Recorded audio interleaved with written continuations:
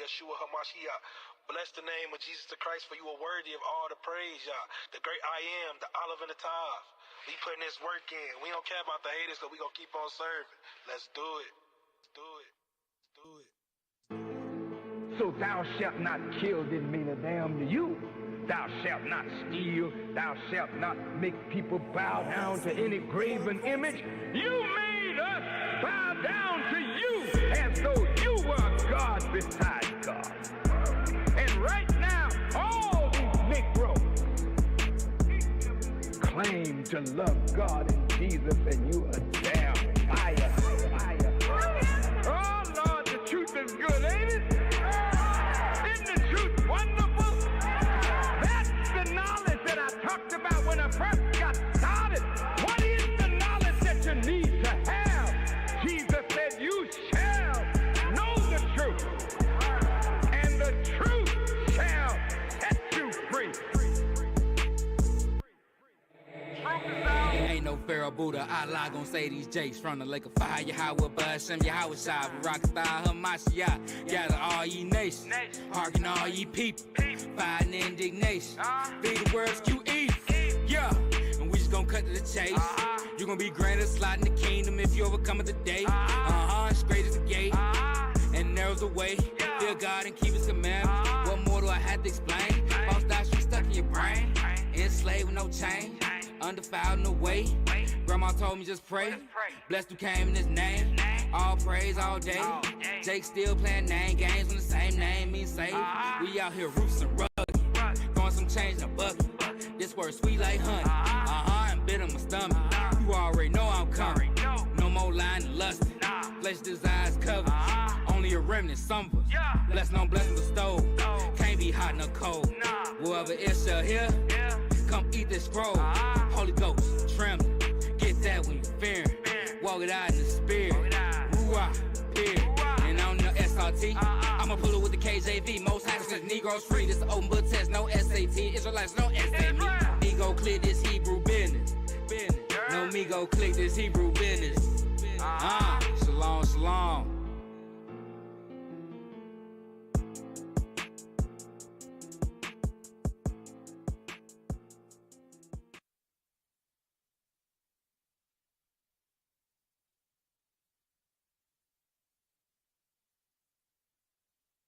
The Most High, praise Him. We exalt you, oh my soul, all my being.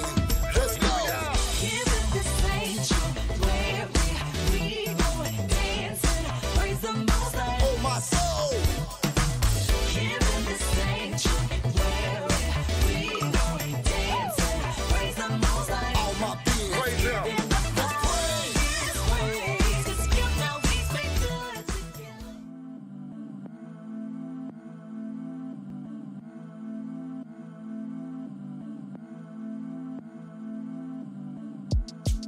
It's the chef who you know iller. Fly like Michael Jack when he wrote Thriller. I try to give him life, but my flow killer. Friends was the coke dealers, now I just quote scriptures. I'm saying I'm on a whole nother plane. I'm Candyman in the mirror, don't ever mention my name. Cause me and them other rappers, we never spit it the same. 2K's with me where I be ballin', it ain't a game. 2K's on my feet and I ain't mention the chain. Part of me has repented, but lyrically I'm the same. They can't see the chef, all they can see is the flame. Only thing better than my vision, it be the aim. Dang, you know what time I'm on. I'm David and never shy if you try my throne. Man to man, you don't really wanna try my zone. They naming themselves chef, you should try my clone. 22 kinda feeling like the Twilight Zone. I'm the rap boogeyman, keep your night lights on. It gets spooky like my lock when my mic on. Cause all of my bars dope like the type Ike on. Like I don't see what the hype about. When I could write one verse that'll wipe them out. Don't make me bring that 89 Michael out and smash anybody in the ring for the right amount. They try to doze on roll like the flow sweet. So now I play Freddy Krueger if they go to sleep.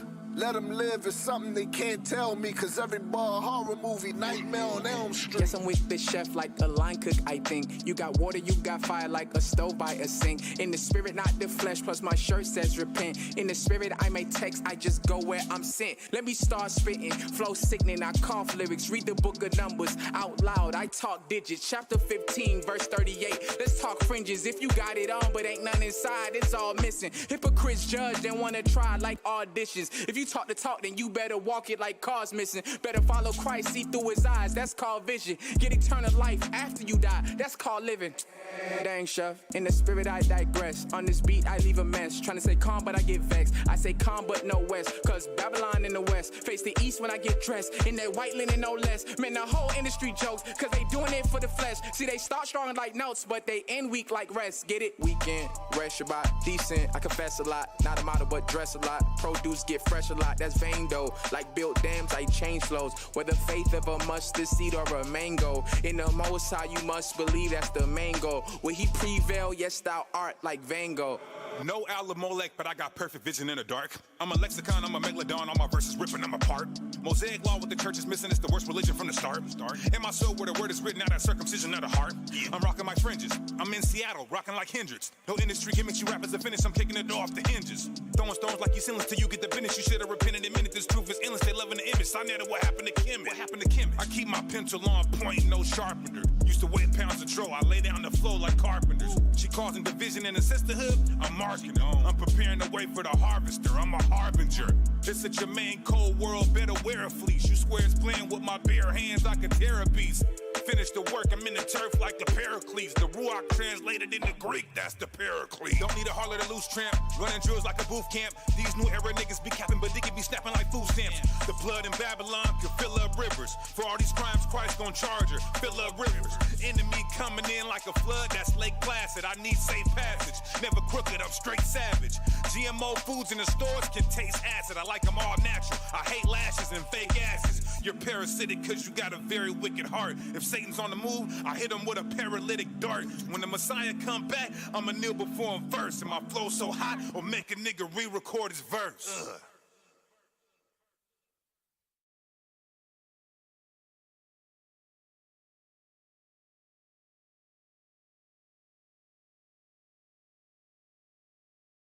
There we go. There we go. Fireworks to start the show. Let's go. Already. I was sitting here and the music went off and I looked, I said, why we not in? I'm looking at you, you was looking at me. And I'm looking at both of y'all. I know, right? This is how I'm doing. Right, we not in, okay. All praises to the Most High. We would like to welcome you to the Truth Be Told Flex Podcast family. We are back this week. We got a stellar lineup, man. As you can see that the world that we're living in is getting dark and dark about a week. I appreciate y'all, being Yahoo for being steady as an oak, my man. Steady as an oak. This week we did something a little different as well. Me and this brother here, we talked twice this week. Actually talked. Wow, it was some great conversations. We normally text, we'll text. Right. But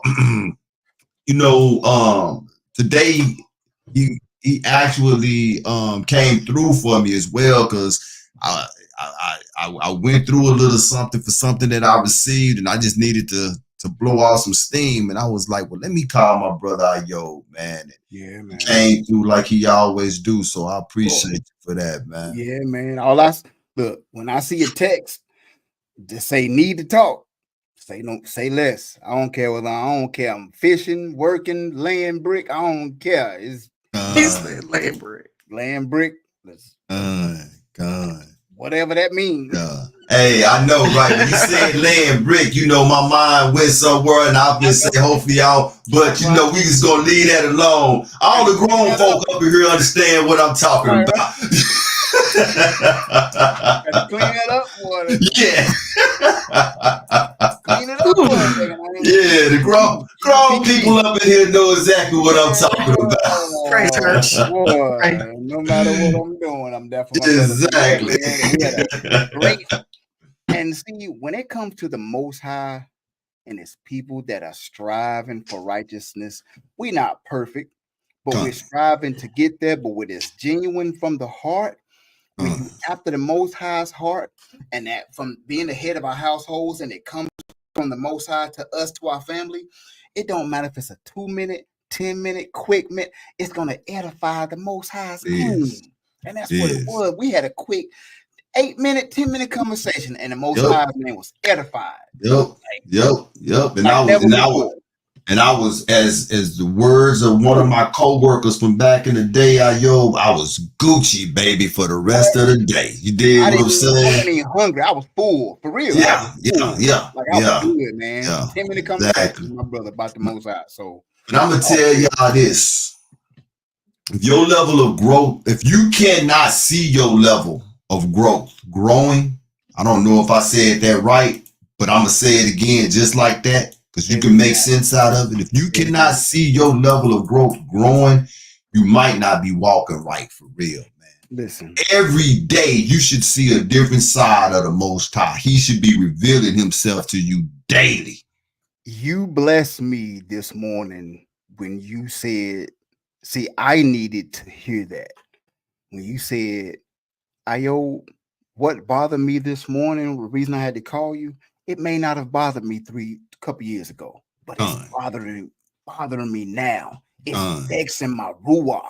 I had to get on the phone and iron sharpen iron. I need my iron sharpened with the word, with hearing some like-minded brother that to have each other encouraged. Right. That's growth. That's exactly what you're saying. Right. And we should all be on the way there. We're not there yet, but stuff that didn't bother us should bother you now.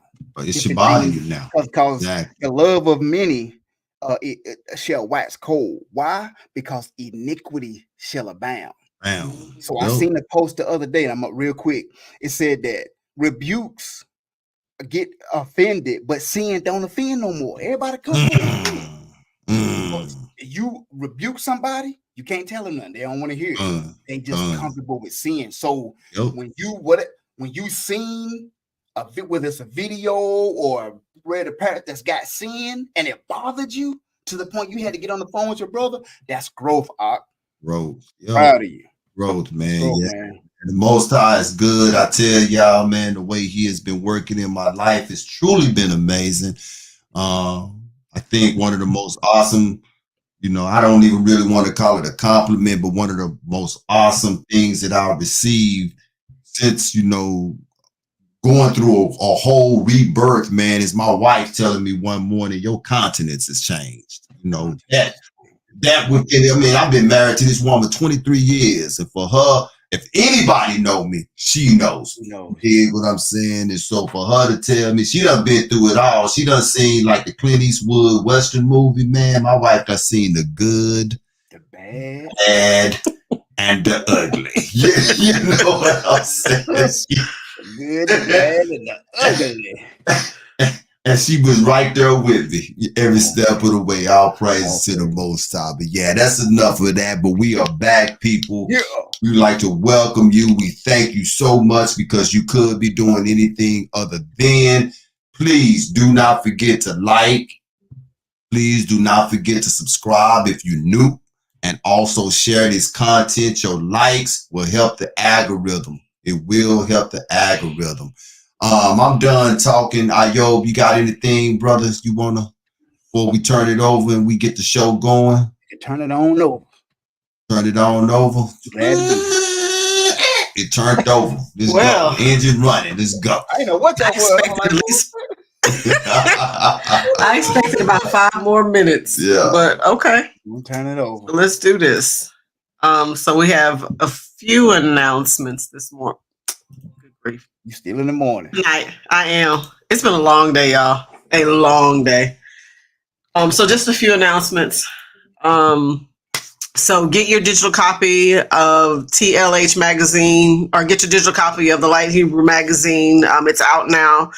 Dive into some fresh content, inspiring stories, and more. It features Obadiah Yahoo has a new album, Beauty for Ashes, streaming on all platforms. Don't miss out. Grab a copy. Check it out. Go ahead. Enlighten yourself. I forgot to tell you too that he will be on the R&B hook. Yes, this coming Monday, 21st, 7 p.m. Eastern, 6 p.m. Central. Sorry, it was. All right, very good. Okay, there it is. You didn't have to tell me, you said it. Yeah. There you go. All right, Hoodies and Hope, an inspired project by Jubilee Holidays. So if you're looking for ways to give back in this tough economy, this winter give the gift of warmth with Hoodies and Hope, an inspiring project by Jubilee Holiday. Winter clothing drive giveaway will be on December 11th, 2024 at Cornerstone Church in downtown Dallas at 2815 South Irvay Street, Building B, from 5:30 p.m. to 6:30 p.m. You can make a difference, support this cause by visiting the Amazon registry using the posted QR code. See it up there on the hoodie. Making a cash donation to Cash App at Jubilee Holidays, or contacting Jubilee Holidays nonprofit at gmail.com for media inquiries and for volunteer information. And this event is sponsored by The Light Magazine and Kingdom Culture Radio. And I want to make a quick note too for people who may think that this is about holidays of the world. No, this is not what this is about whatsoever. We actually know the brother who was putting this on. He is a Hebrew Israelite brother. He's just a brother who has done been there, done that, and he see that there is a need that needs to be done. And so we don't need nobody talking about they celebrating Christmas and Hanukkah and all of that, because that's not what it is. Okay, so I just want to put that out there. And I actually talked to P Soul too, Ayo, but he wants he want to get on with us and wrap it up with us. Yeah, and give us more information on this. Okay. I just want to put that out there because I know how people is. Well, if anybody was listening to the show last week when Delta was on, she specifically talked about him doing this and what his mission is. She said we're not celebrating Christmas, but what happens during that time of year? It's cold. Black people, we gotta repeat stuff to black people. Understood. Yeah, you know how we look for a reason. I almost unsubscribed. They doing holidays. You gonna come back? They gonna have a whole Christmas tree on the show. I'm going to every video and take away my likes. If you go to the Amazon registry, these are some of the things that you will be helping purchase. There's hats on there, socks. What do you call them? The hoodies and the beanies. And then these care packages, these little gift packages that come pre-done, so you don't have to try and worry about what you're going to purchase. This is for the Hoodies and Hope project. I need that woman on the go. I know they listening, my wife and my daughter, because when we travel, like to the Drip and Sip and go speak and minister, Lord have mercy. I'll be like, wait a minute, I missed something. 7, 8, 9 so this little to-go package right here that says "Woman on the Go" kind of has everything in there. Yo, leave them ladies alone. We be having 7, 8 bags. I be having one bag. Right. I'll be like, y'all. You know what? I can't argue because I was one. Hey, when we travel, it's the complete opposite. You one with all the stuff. I got one bag, yo. If it don't fit in that bag, it's not going. Hey, I'm talking shoes, hats. It's all going in the bag. I be having hats. Hey. 11 bags. So the only thing I carry like that is my shades. Ask Malcolm. She be like, "Yo, if you go in that house, get one." I be having 6, 7, 8 pair of shades. Yeah. See, you shades. I'm them hats and shoes, man. I love shoes. That's what I'm talking about, Jamil. One it's the carry-on. That's how y'all brothers do that, man. So y'all. Yeah. I'm gonna get Jamil on to give a class on that too, man. Bro, I be perplexed. Then I be having everything, and I still be saying, man, you know what? Yeah. Gonna be late to the drip and sip, trying to turn around. Oh, we gotta go get back to the house. I forgot my clippers. Look, man. Oh man. All right. So man, y'all making me look bad. hoodies and hope, y'all. Hoodies and hope. Back to hoodies and hope. Oh boy. All right. So the 4th annual Mississippi Hebrew Festival is almost here. That's not the sip. Mississippi? Oh, that sip. I thought you meant drip and sip. No. Don't do that to me. Now you did that to me. Mark your calendars for October 27th, starting at 2 p.m. at T's Event Hall, 1900 Highway 80 West in Jackson, Mississippi. Yeah. Get ready for live performances, delicious food, amazing vendors, and drinks. Hosted by Hondo Alatunde and Shariah Israel. This festival is a celebration you won't want to miss. Be a part of the excitement at the 4th annual Mississippi Hebrew Festival because it's more than a festival, it's a celebration. And tickets can be purchased at Eventbrite. Come on now. October 27th. October 27th. 2 o'clock. 2 to what, I wonder? It didn't have a time, so I assume it's 2 until. We partying all night. Wrong folk time.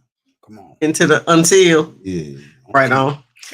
All right. Well, keep your eyes open for a new video from Minister Michael Norman. Please go to subscribe to his YouTube channel, Minister Michael Norman, so you don't miss it when it drops.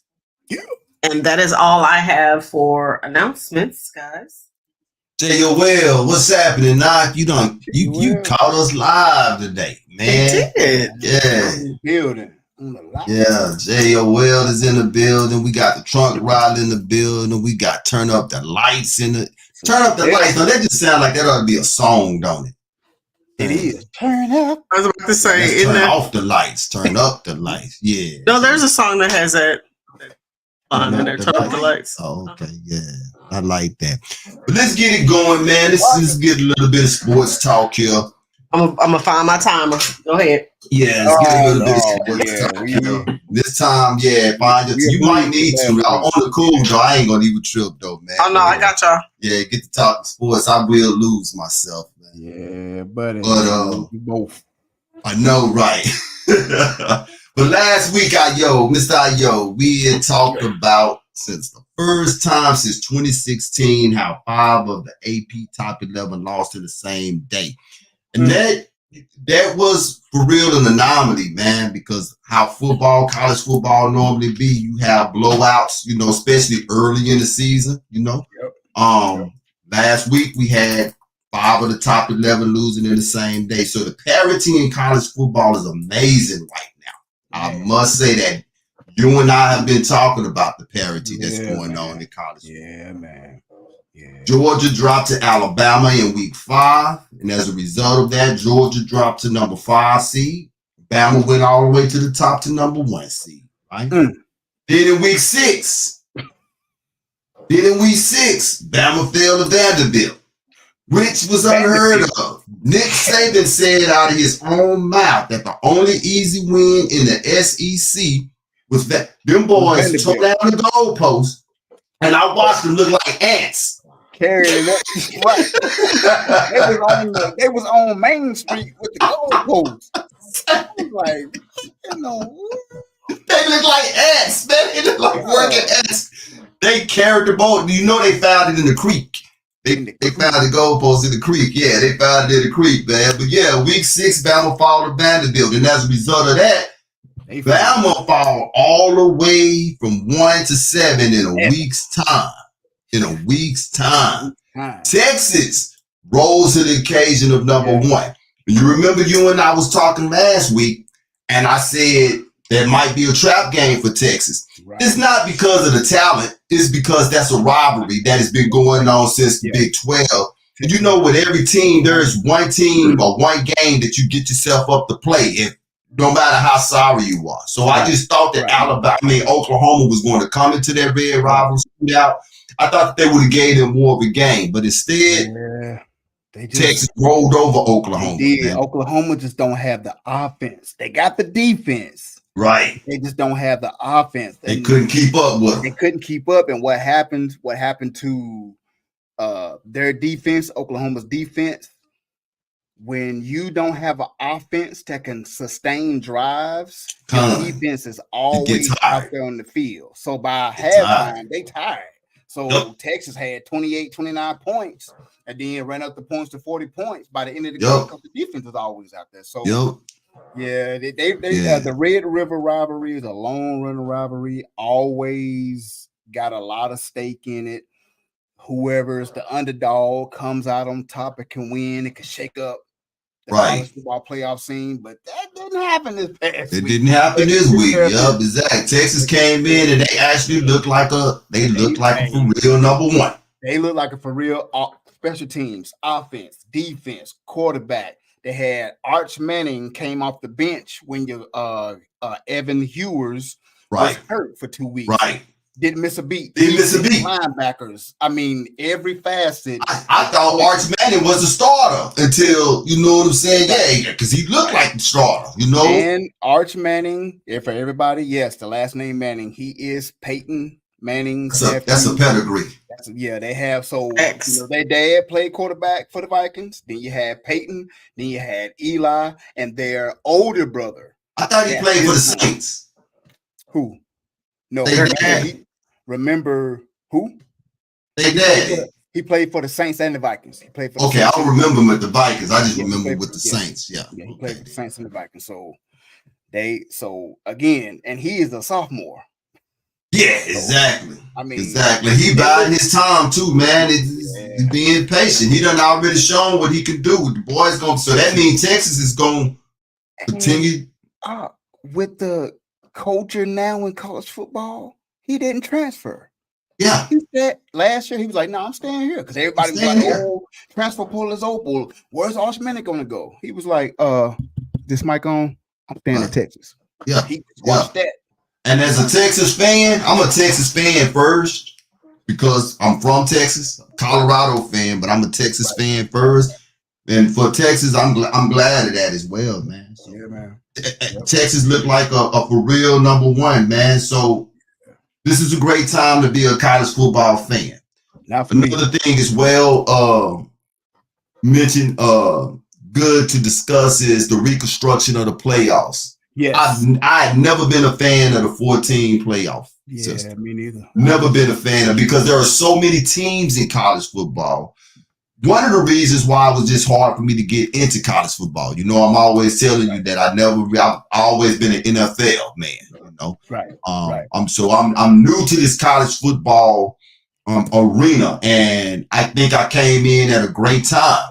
Yeah, Two things I didn't like about college football was the blowout scores every week, and I wasn't a fan of the 4-team playoffs. And I'm still not a fan of Notre Dame coming in ranked every year and they not doing nothing. Yeah, they can lose every game this year and come in the top 15. I'm like, what is it? That's that because they not affiliated with a conference. They independent. Exactly. They independent. That's the reason why, man. But the reconstruction of the playoff system from 4 teams to 12 is awesome. But I do have a question before Bernard tell us that we need to move on. Right, because it's almost there. I can see it. It's almost I can feel it. Yeah, I can feel it. The question I have, we was talking about the parity. We talked about going from 4 teams to 12 teams. Is this parity, and this is going to lead to another conversation probably next week as well. Okay. Is this parity in college football solely due to the portal?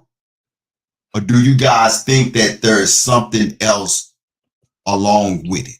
Well, talk to me. What y'all think? Along with the portal comes the money, as in, and it creates competitions at different positions. It levels the playing field.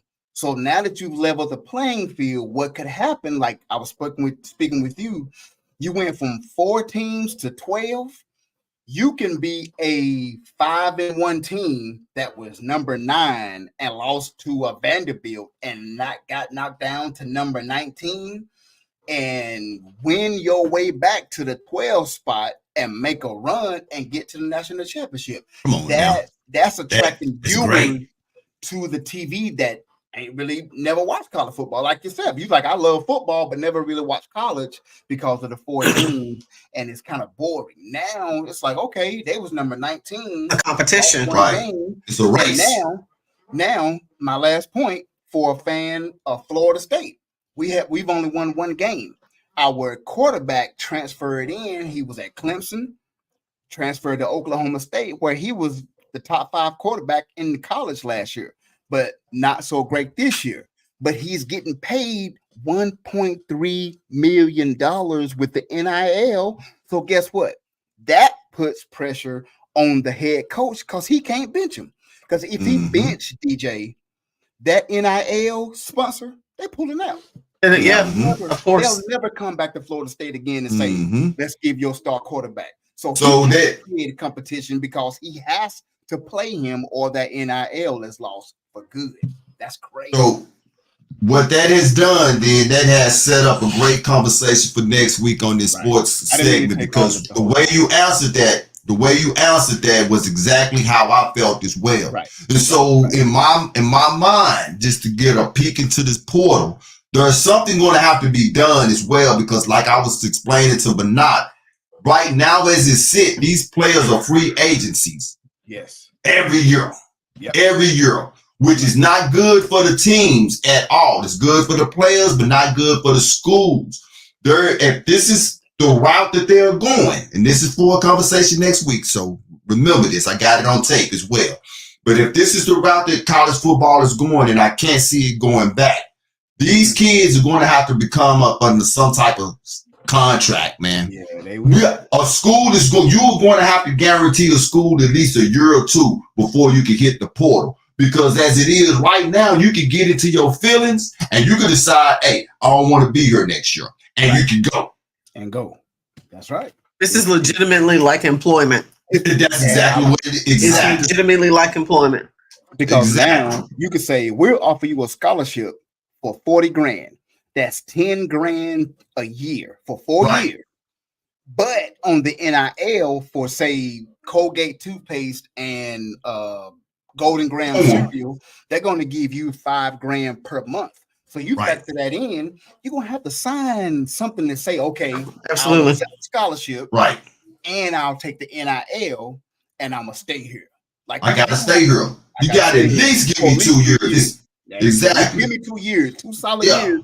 Then you can go. They're gonna have. Then you can hit the portal. It gotta be like that, because as it is right now, man, these kids, they chasing the money, and then that's not even allowing coaches to coach either. Right. It's taking the ability of the coaches to be able to coach. Right.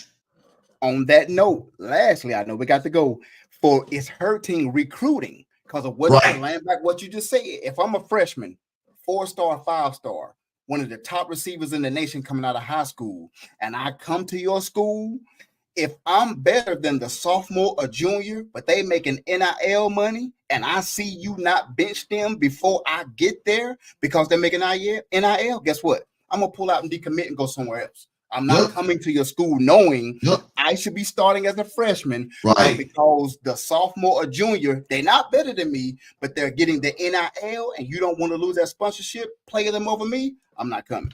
I'm not coming. It's starting to happen. That's starting. And that's gonna require them to have much more transparency in coaching, and their recruiting efforts and tactics. They're gonna have to be very upfront. That's why Nick Saban got out of there. Like I told my wife. That's right. I'm sorry. No, go ahead. Oh, yeah, but like I told my wife, I do apologize. I said, you can't really blame Nick, though, because he had been coaching one way for so long, and he's seeing the direction that it's going. This dude got a legacy. Why should I compete with that? You know what I'm saying? I done already made my name. I'm Nick Saban. I can for real go down as one of the greatest coaches of all time. You know what I'm saying? So, hey, you can't be mad at him for getting out at this particular time. I'm going to leave that to you youngsters. And he gave him the 1. He said. He dropped the deuces on him. So out. But I tell you what, if Alabama had lost last week, Nick would have came out of retirement. Look, you know what? He was like, all right, guys. I'm back. Like I'm back like All a right, wrestler. so thank you for that sports highlight, Yeah. Sheer and Io, Ben Io. You know what? You never gonna lay that down. I just want you to know that. Oh, the house of Ben Yah. Yeah. You need to get a shirt. You need to get a shirt. Yeah. Ben Get you a shirt. Yep. That's what I'm gonna do. I'm gonna do that. I'm gonna do And I yo. All right. So for talk amongst yourselves, a few of the things that did not make it to our mainstream topics for today, but they are some doozies. The first one is y'all are not even gonna believe this. What's that? that cotton. That's cotton. So an Illinois school district is facing No, I a don't federal even wanna hear lawsuit this. over allegedly discrimination against two young black students. ABC7 Chicago reported that Candace Ward, the mother of two daughters in the Oak Park School District, has accused the district of multiple racist incidents, though this latest one may be the most damning. The district also said it plans on disputing the allegations and defending its employees against the shocking claims. So Candace Ward said one of her daughters came home with this bag that her teacher had given her. She separated them into not groups, but into individual little projects that they were required to do.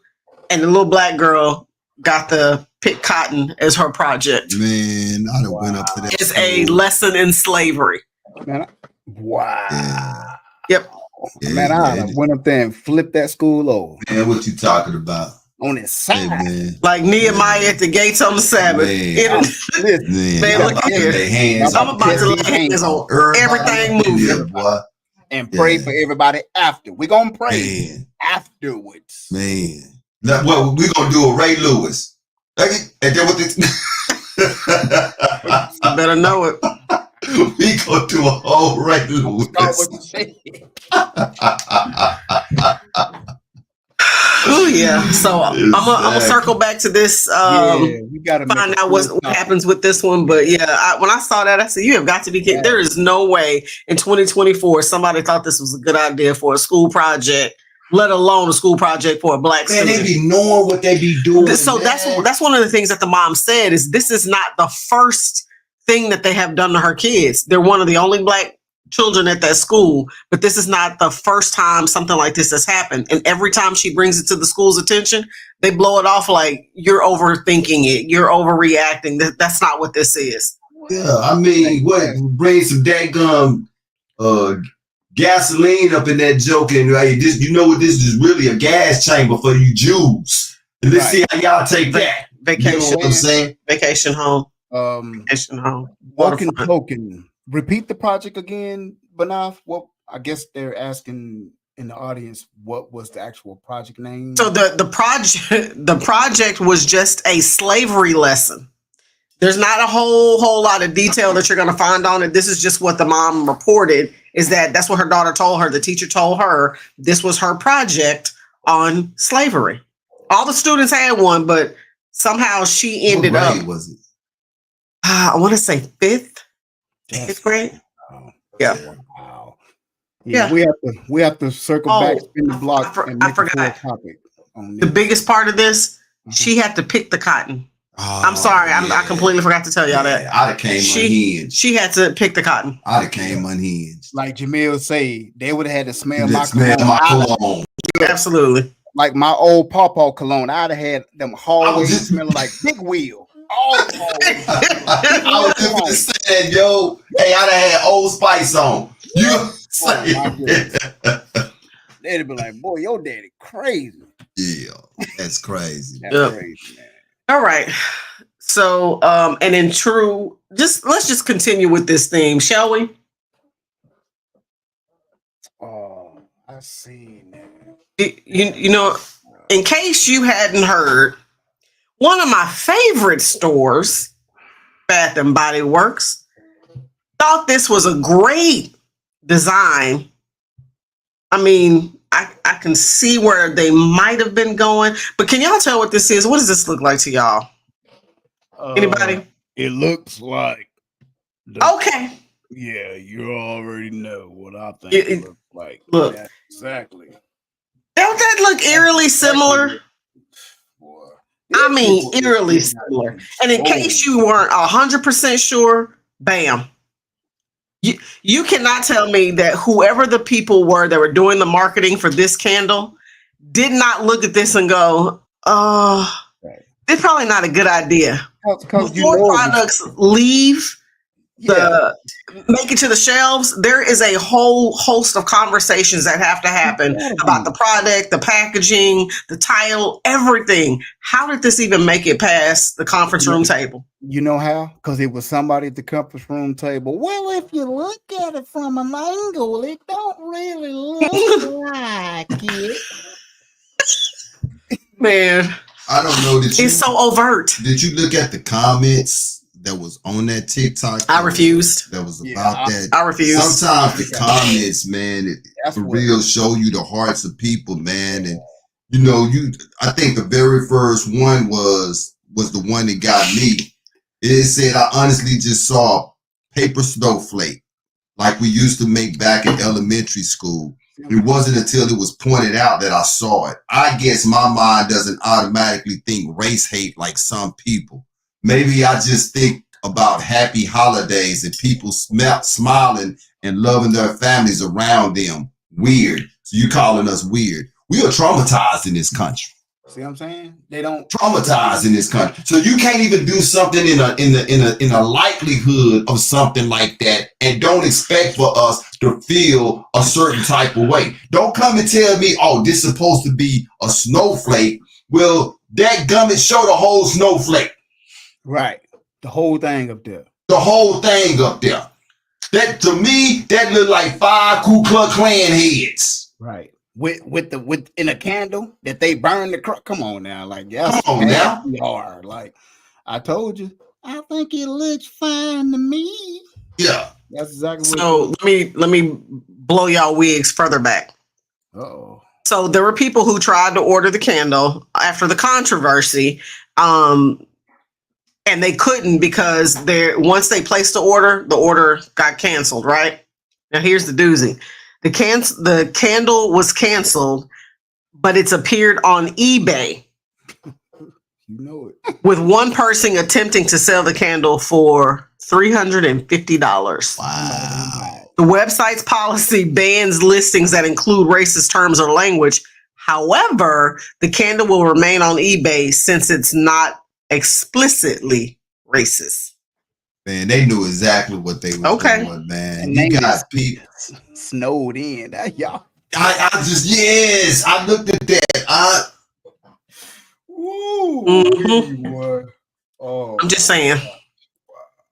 Okay. Room. Yeah, that's crazy, man. I don't know how I left the conference room table. That makes no sense to me. Somebody knew. Somebody knew when they saw this. This don't look quite right. They be playing with us, man. Well, we put it out because I don't think it harms in it. Ain't no harm in it. If you think that looks like a KKK hood, and you chose to think that. Right, that's a choice. That's what they say. Mm-hmm. That's what say. I got a choice for you. I'm not shopping there anymore. Wow. That's all right. Well, we're about to be out of places to shop. That's all I'm saying. I'm telling you, boy. Man. All right. So Biden administration warns Israel to increase humanitarian aid to Gaza or else. Or else what? Hold on. Doing this. Okay. Yeah, right. You're right. Biden administration has warned Israel that it must increase the amount of humanitarian aid that it is allowing into Gaza within the next 30 days, or it could risk losing access to U.S. weapons funding. For Israel to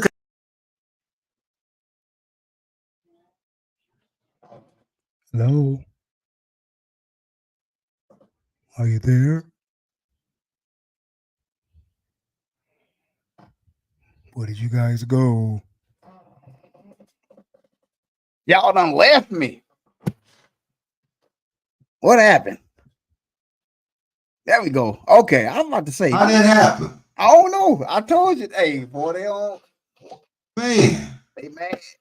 I didn't even realize it. I kept hearing him say something. Yeah. I thought he was adding commentary in the background. Oh, I was just like, gone. Yeah, I didn't even know. Yeah. You know what? Do I need to repeat anything? Yeah. You dropped off at the. I can't even. Yeah, look. Jamil said we talking too much truth. I True. think you dropped off at the US just basically telling them they threatened Or them else. or else. That's Thank Okay. you. Thank So you. so basically they told them that they have 30 days to increase their humanitarian aids in Gaza, or they could risk losing access to US weapons funding. For Israel to continue qualifying for foreign military financing, level of aid getting into Gaza must increase to at least 350 trucks a day. Israel must institute additional humanitarian pauses and provide increased security for humanitarian sites. They said Israel has 30 days to respond to these requirements. And they not wait. The letter was hold on. The letter was not meant as a threat. White House National Security spokesperson John Kirby told reporters. The letter was simply meant to reiterate the sense of urgency we feel and the seriousness with which we feel it about the need for an increase, a dramatic increase in humanitarian assistance.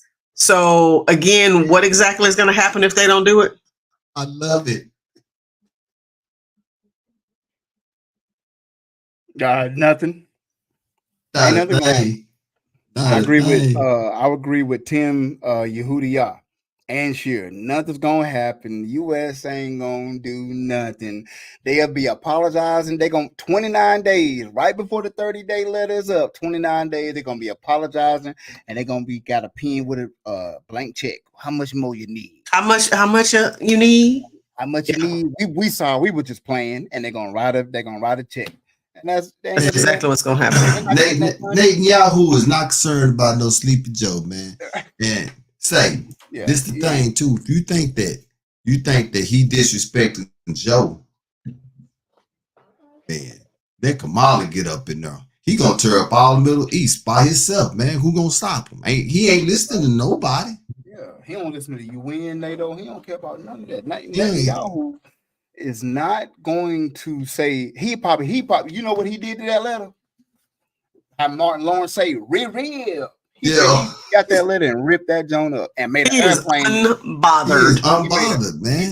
He made an airplane out of it and flew it to the trash. Yeah. He like, man, y'all ain't ain't worried about that. Y'all said if you probably told somebody to get on the phone and tell them we need place of order.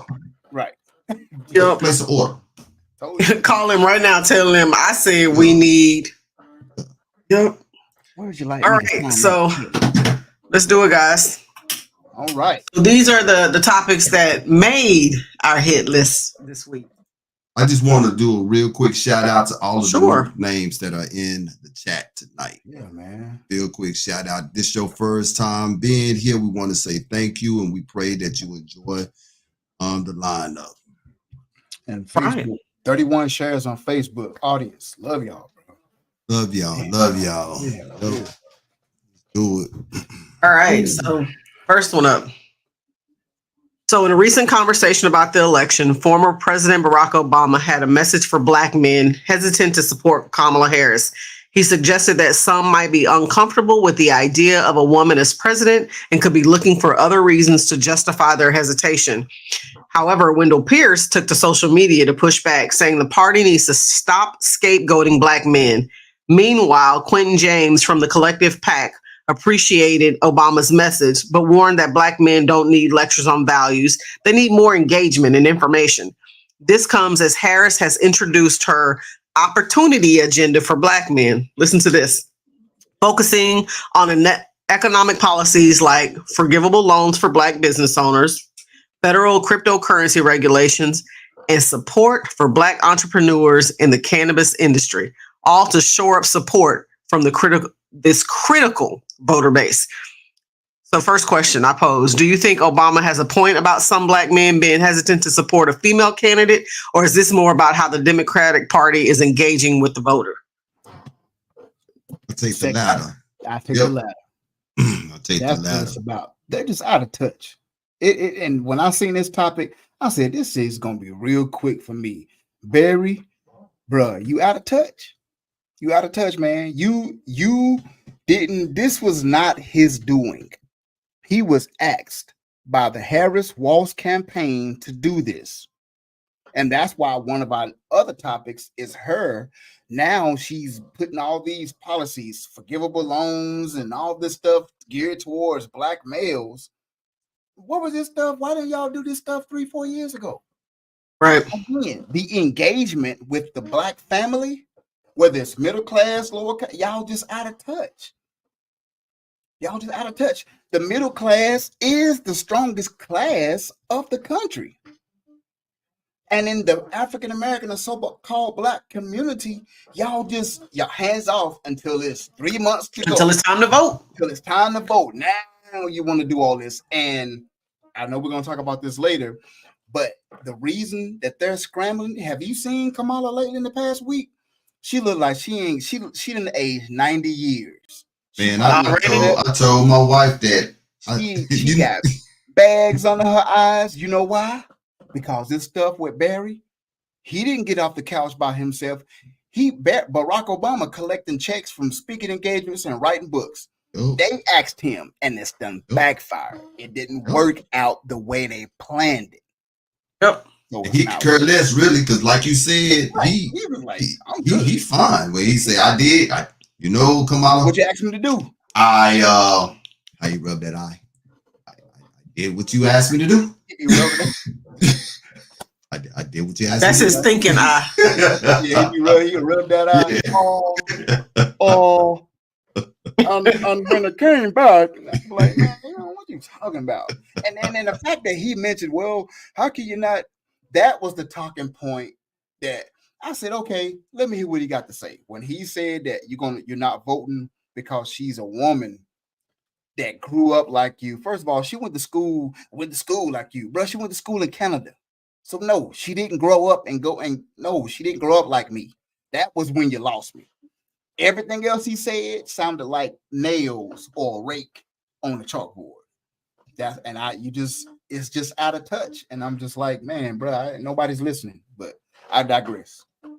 You good, man. You actually hit all of the notes. If you was playing a piano right now, you would have played a classic. You dig what I'm saying? Yeah.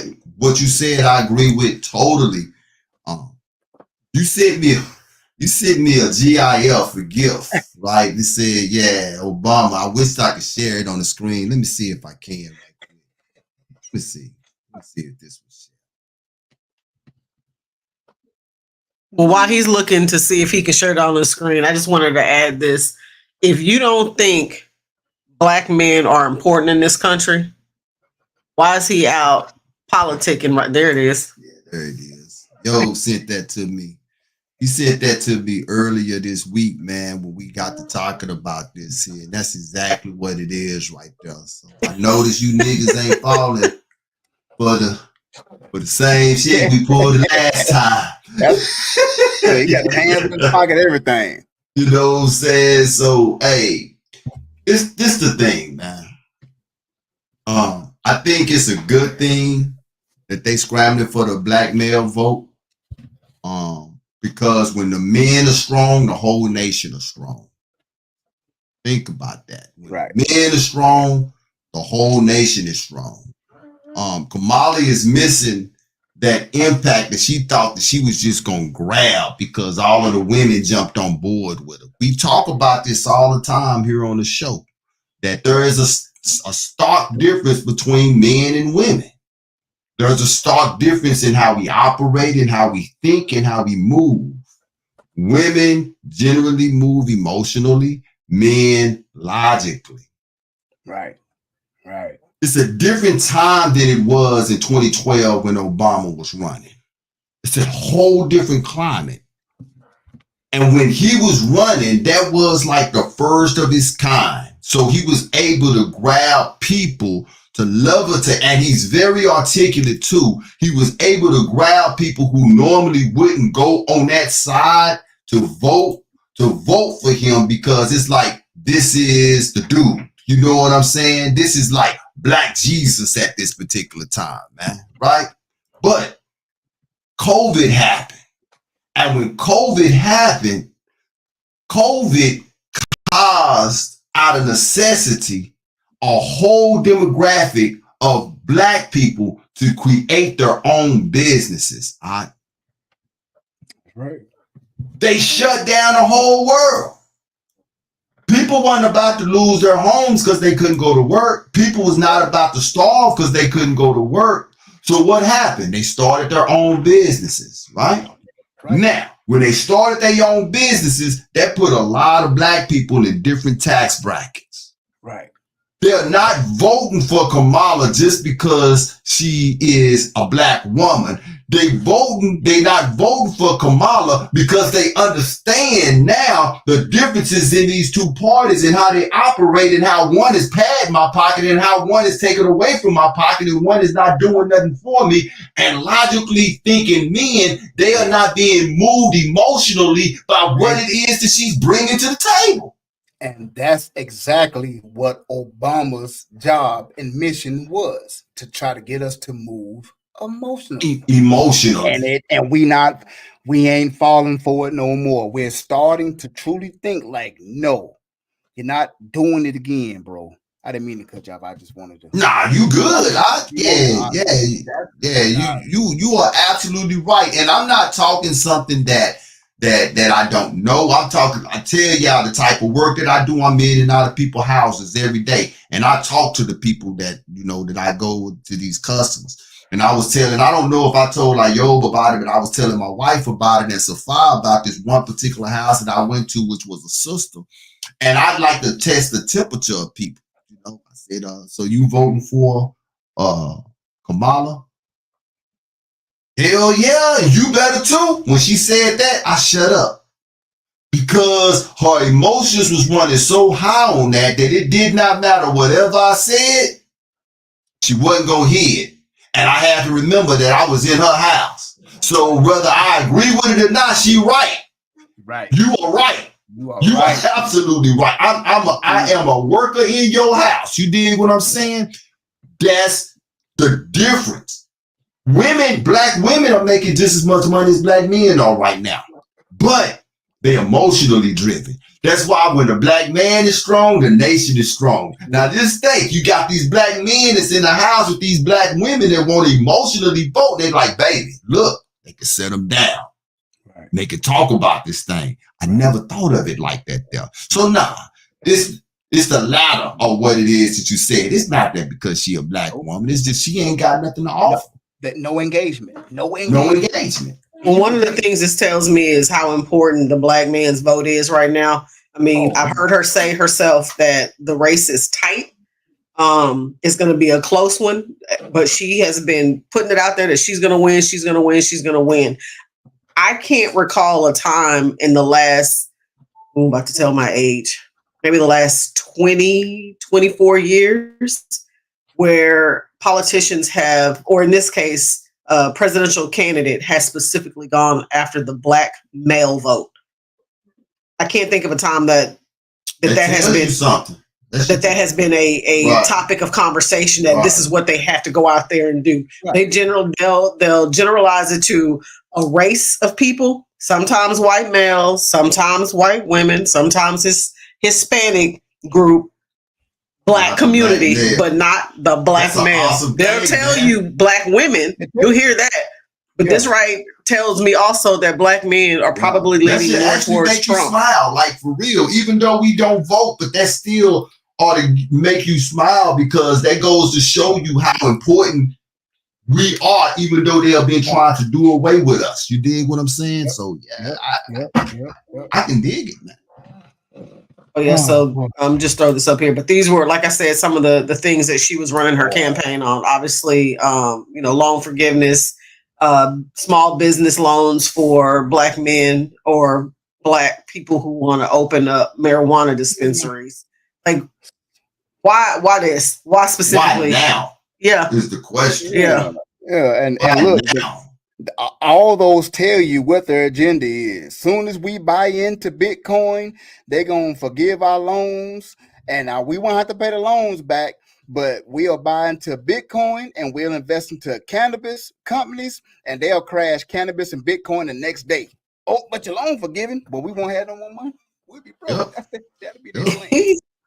exactly what it is. And we got to remember, too, that this is the same woman who said when she was asked, are you putting in the agenda specifically for black people? Let's be clear about this.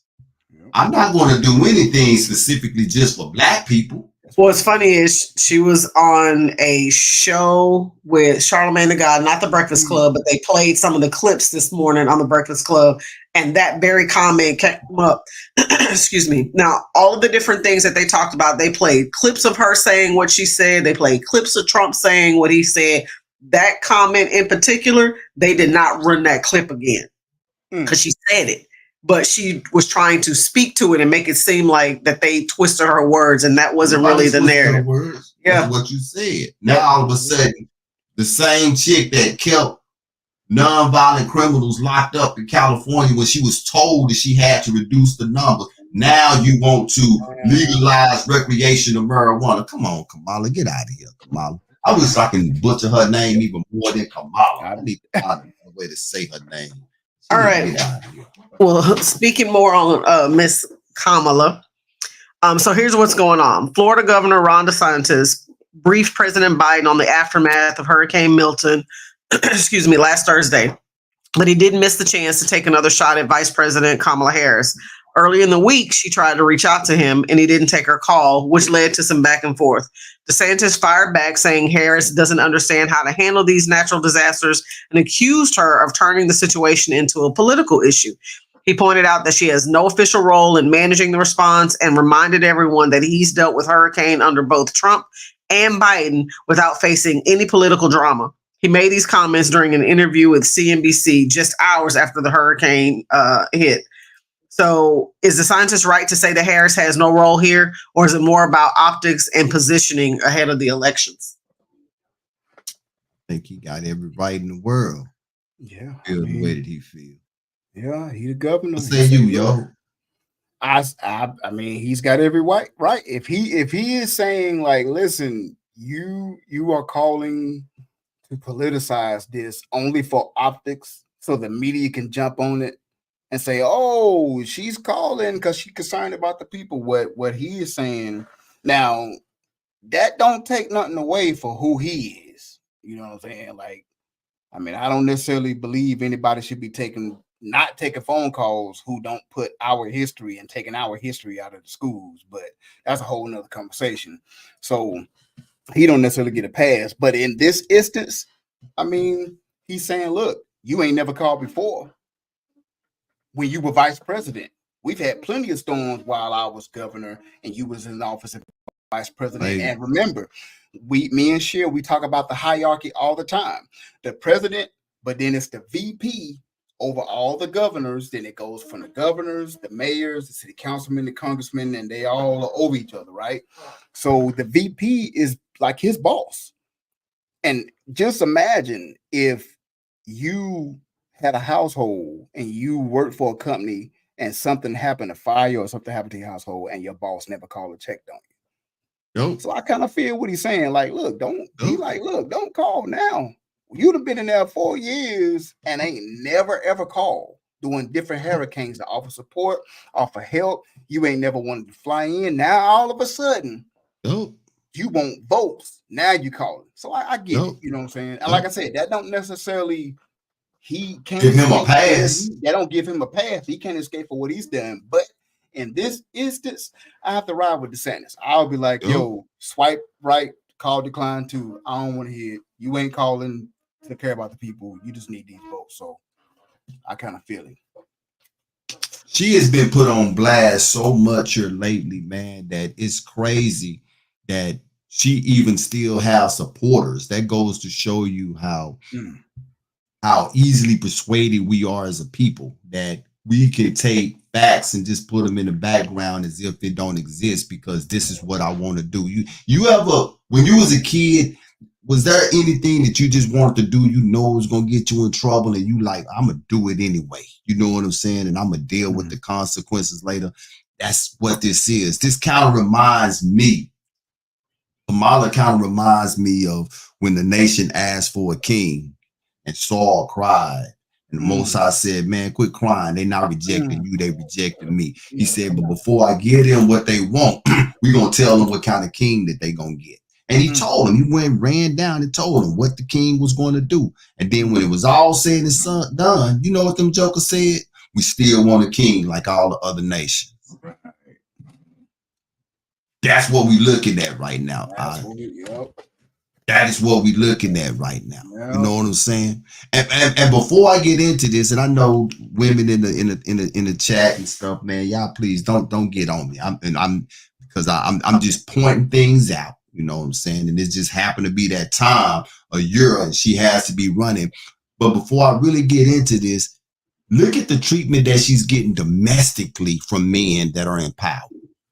This is Ron DeSantis. This is a mayor of Florida. Yep. You know what I'm saying? Yeah. Governor, yeah, excuse me. This is governor of Florida. Yeah. This is a domestic man that is in power.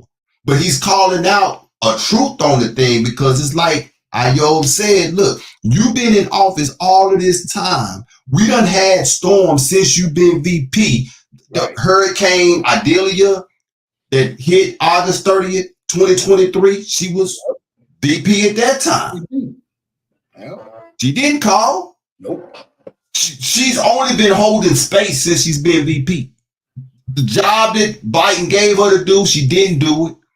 How many times have we said collectively, when was the last time you heard from the vice president? Mm-hmm. Right. What is she doing? Right? So what we expect her to do any different when she get in office? She's that cousin or that family member that only call when you see this is who calling, you like, what she want now? What she want now? If you answer the phone, cuz I ain't got no money. I ain't got no money, cuz. Hey, I ain't got no money. It's nuts. If you gotta answer the phone, I ain't got no money. You know that's who she is. Yeah. So she's not calling because she's concerned about the people. And I appreciate Ron DeSantis for calling her out because this is the reason why. And like you said, not to give him no pass on anything that he done did in the past, right? But this is the reason why. So there won't be no excuses. If you gonna get exactly what it is that you ask. Yeah, you gonna get what you. They gonna forget about the whole nation when she get up in that joker, man. All right, so in Kenya, dozens of people have rallied against a proposal to build the country's first nuclear power plant in Kilifi County, a popular coastal tourist destination that also features a United Nations educational, scientific, and cultural organization World Heritage Site. Kilifi is known for its beautiful beaches, coral reefs, and Arabuko Sokoke Forest, a vital habitat for endangered species. The proposed plan introduced last year has sparked strong opposition from local residents who are concerned about its potential negative impacts on the environment and their communities. Protests have erupted with some turning violent as the controversy over the project intensifies. So is it worth risking environmental degradation in a region that's both ecologically significant and a major tourist hub? I think so, man. I mean, I know we don't live in Kenya, but yeah, I just think this is, again, we're in 2024 and you have a whole continent that is still to this day being colonized, man. Like, it's crazy. It's crazy to think about that. And you know what I'm saying? Yes, it's that part of Kenya. Yes, it's gonna hurt, but it'll hurt the tourism for a little bit. They know that. See, when they plan this stuff out, when they do these zoning and stuff, they plan this stuff out for 5, 10, 15, 20 years. And they know, look, investors, for a couple years, you're gonna take a hit. You're gonna take a hit. Tourism is gonna slow down. That means money for hotels, Ubers, taxis, all of that is going to diminish. But as soon as they done building and when that nuclear plant open, it's going to be a sight to see. So I'm like, oh, we got a nuclear plant in Kenya. Oh my goodness. So that tourism is going to pick back up because people will go there just to see that. Like, that's crazy to think about that. Like, what kind of, how do we get here? How do we get here? Like, how did we get here, man? It's crazy, man. I kept asking the question, who is wanting to bring the nuclear plant? And it's amazing that you started it off with we talking about a continent that's still being colonized, right? It's amazing that you started that off. Go ahead. I got a little clip. We got time. Can you run that clip I got? Check this out. Justus Wakuyabo. I'm the acting CEO of Nuclear Power and Energy Agency. We're actually very pleased to join Chuka University today at this 10th international conference, which is to discuss issues of research, innovation, and development. And nuclear power as an agency that is involved in the development of the nuclear power program in Kenya, as we plan to launch our first nuclear power plant in 2034, with the construction scheduled to start in 2027, we are very pleased to partner with institutions of higher learning like Chuka University, where we will be able to tap in the research of the students and academia, so that we can infuse it with the industry, utilize it for the development of our country. And as has been mentioned, that will be useful in various aspects to guarantee that we have stable energy in Kenya that is affordable, so that we can be able to attract investment and industries that will generate employment, and be able also to bring in foreign exchange, because with industries we'll be able to have commodities addition, and therefore the country will not only be exporting raw materials, but endeavoring to make finished products for export. Additionally, Nuclear Power and Energy Agency, which works with the International Atomic Energy Agency, will be tapping into the Atoms for Food initiative, whereby we are going to use nuclear technology to try and address the issue of food security in the country. Because with the use of atoms for food, we are able to utilize nuclear technology to ensure that our farmers are able to get good crops, and our animals are able to produce more, and therefore we are able to achieve food security in the country. Dang, man. So his name, by the way, is Justus Abu Yabo. That's what his name is. And he happens to work for a company that is called Nuclear Energy Agency. So I was asking Banat when she gave us this story. My first question, I said, why are we talking about this? I don't live in Kenya. I'm not going to even lie to you. You know what I'm saying? What's your point of us talking about this? I looked at it and I thought about it. I said, well, who want to bring it there? Are the Kenyans wanting to bring it there? It don't look like it because they protesting, right? So who want to bring it there? Nuclear Energy Agency found, check this out, yo. It was established on 1st of February in 1958 under the name of European Nuclear Energy Agency, but was renamed Nuclear Energy Agency on the 20th of April in 1972 to reflect its border membership, including the United States, Canada, and other European nations. So if Justice, I'm not going to try to do his last name again, up speaking for Nuclear Energy Agency found of power plant, then that means that he's speaking for the United States, Canada, and other non-European nations. That's who want to bring it there. Now, when they come and they bring people that look like them and sound like them, we got to remember that they might, what did the scripture say about Israel? All Israel ain't Israel. I don't know if it said ain't or not, but you know. That's exactly. All right. Israel is not Israel. He is not their friend. And I find it oddly strange that in a time that we are always talking about global changing and climate changing and all of this here, you see what I'm saying? That you still talking about putting up nuclear power plants in an area such as this. When you think about this area that it's at, it's a beautiful, beautiful place, man. Tropical, wooded, everything that you would need, that you would think that the earth is supposed to be. A lot of that stuff is going to have to be done away with for them to even start the construction. And like the people on the ground say that when it comes, we don't know what it's going to do to our babies. We don't know what it's going to do to our foods. We don't know what it's going to do to the fish. We don't know what it's going to do to any of that. But when they come and suggest, quote unquote, that this is what we want to do, they actually saying this is what we're going to do. You have no choice. You have no choice. This is what we're going to do, man. Yeah. And real quick, just to jump in, Mr. Justice Aboyable, like you say, all Israel ain't Israel, right? He looks like us. He looks like one of us, right? He has the accent, so evidently he was probably born over there. But check this out. This is what I noticed. Y'all look at this. Remember I just said they planned this stuff out for years and years? Mr. Aboyable looks, what, late 50s, early 60s? So you say 40 years ago, when he was 20, guess where he was? Grooming. They brought him from over there to a college over here, funded the trip, paid for his room and board, and made him a nuclear scientist. So, and he got an agenda.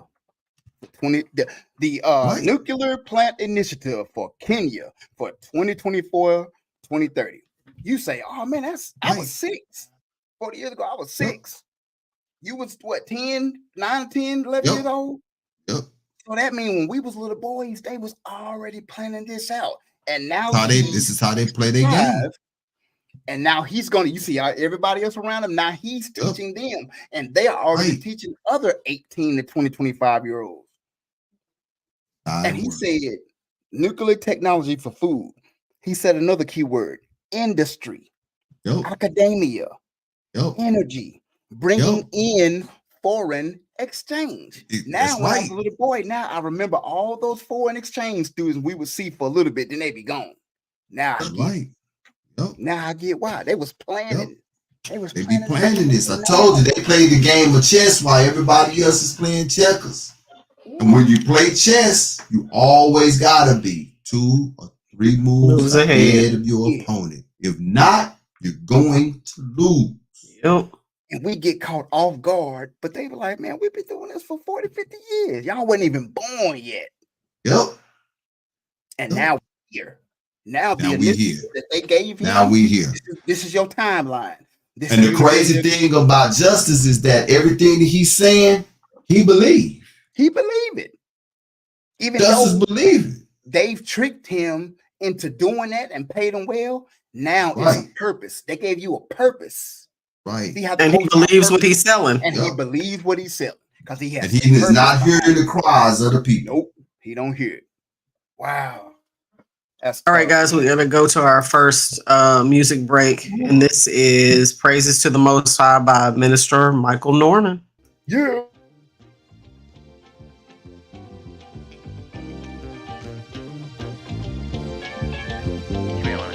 I've been working hard, I've been in overgrind. I did some overtime just so we can all shine. Celebration, elevation. If we put our minds together, can conquer a nation. Elimination is needed on this journey. Toast to the good life, give praise to the Most High. Yes, you made it, graduated, stay consistent. That made you famous. Celebration.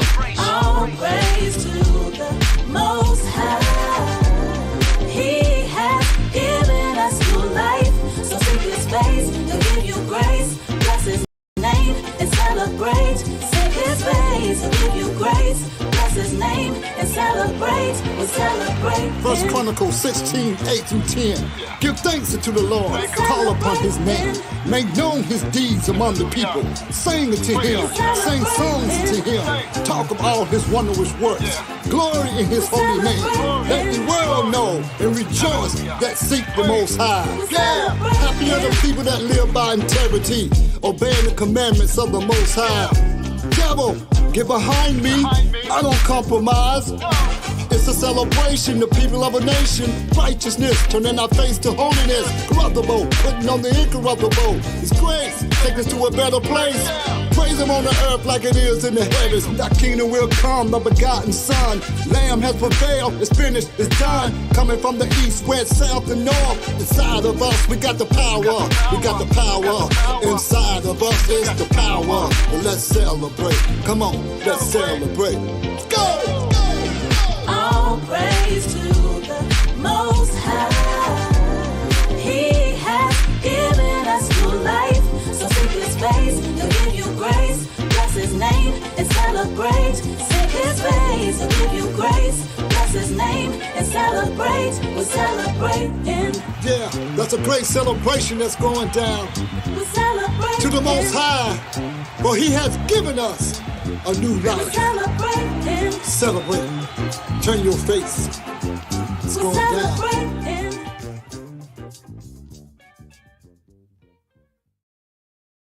Well, that bass line a monkey. Man. Yeah. I want to give a shout out to our brother Jamil for being our eyes in the sky, man. Right? Yeah, because you I missed it. I seen it. Yeah. We be respectful in the chat. We love everybody. We appreciate you. But you be disrespectful in the chat, I'm gonna just roast you. So Yep. I've been wanting to get on that name anyway, but I ain't know who it was, so I kept my comment to myself. Come to the stage if you will. Come to the stage if you will. We open to all opinions. We love the Most High over here, but we is gonna keep it gangster. Yep. Keep it gangster. Appreciate that, Jamil. Appreciate that, Jamil. And y'all didn't know we got bouncers up in this joker too. That part. I'm telling you. That part. And then on the current events and topics, that's a whole that's conversations like some people just don't be ready for, man. So just be respectful in the chat, be in the audience, and we cool. Like that's all we ask. That's all we ask. It's all love. Or you gonna get roasted. Guys. So up next. So apparently hurricanes are the new tool for land grabs. So there's been a conspiracy circulating on social media suggesting that Hurricane Helene was engineered to clear land in North Carolina for lithium mining, a claim that has been supposedly debunked. Posts claimed Asheville, North Carolina, which was heavily impacted by the storm, sits atop of valuable lithium reserves, and that the hurricane was a man-made disaster to enable mining. However, they claim North Carolina has no active lithium mines, and planned lithium projects by companies like Piedmont Lithium and Albemarle Corp are far from Asheville, located 25 to 30 miles west of Charlotte. Experts, including a geology professor, stated that these projects may not be as profitable due to a global surplus of lithium. Additionally, experts confirmed that there is no technology capable of creating or manipulating hurricanes. The conspiracy mirrors similar claims made after Hawaii wildfires in 2023. Social media platforms, including Meta, have flagged these posts as misinformation. Of course. So why do you think these kinds of conspiracy theories pop up after natural disasters? And do you think that people have a true mistrust in the government, or is there something else going on? I think that everything you said is true. That there's a mistrust in the government, and there is definitely something else going on. But I got a question for Ayo Pro. I came across something and I can't validate it. Neither can I validate that there's lithium in the ground in North Carolina, because the only places you can find it is, for the most part, is on social media. No articles really written on it or anything else like that. That does not mean, though, that I don't believe it. But I got a few questions to ask Ayo. It looks like the government has committed $90 million to reopen up a lithium mine in Kings Mountain, North Carolina. Question, Ayo, is that an area that was affected by the storm? Nope. King Mountain, North Carolina, it wasn't? No, Kings Mountain, they may have got some rain. Kings Mountain is about so it takes me approximately 2 hours and 10 minutes from here where I stay to get to Charlotte. Kings Mountain is about 20 miles south of Charlotte. So traveling north, I get to Kings Mountain right before Charlotte. It's in direct line. That storm that just hit is Asheville and Anderson, Greenville, South Carolina is west of all of that. So it didn't hit in that area. It hit more of the left side than from Charlotte and Kings Mountain and Albemarle.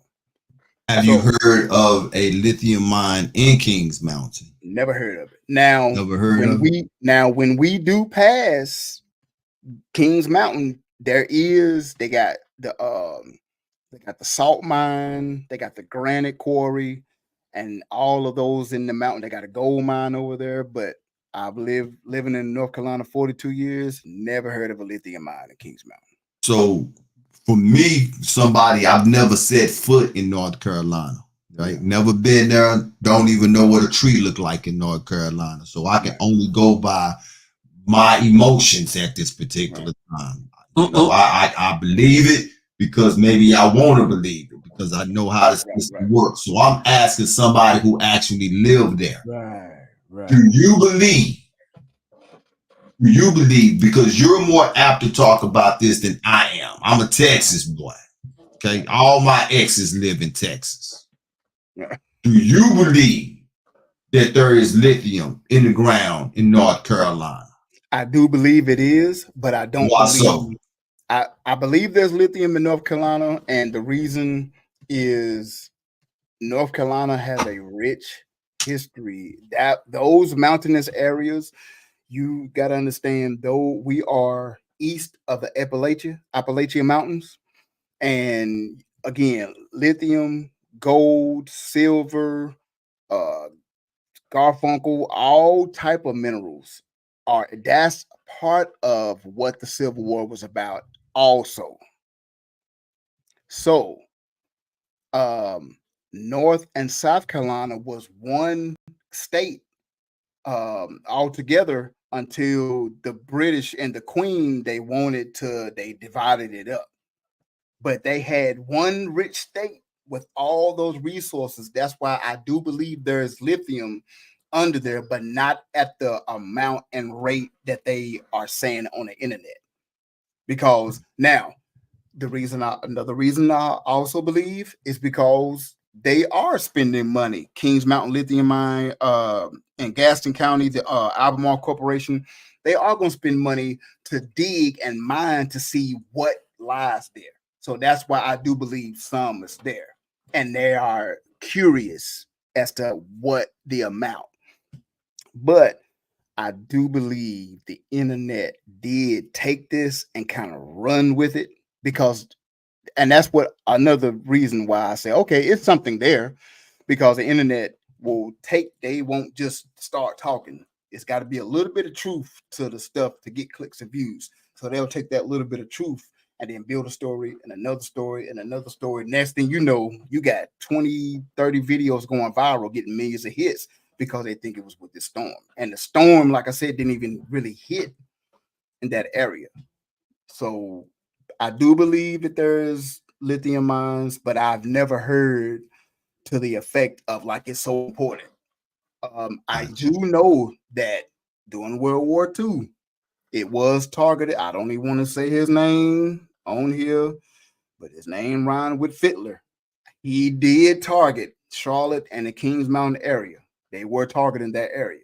So that's another reason why I do believe that there is something there.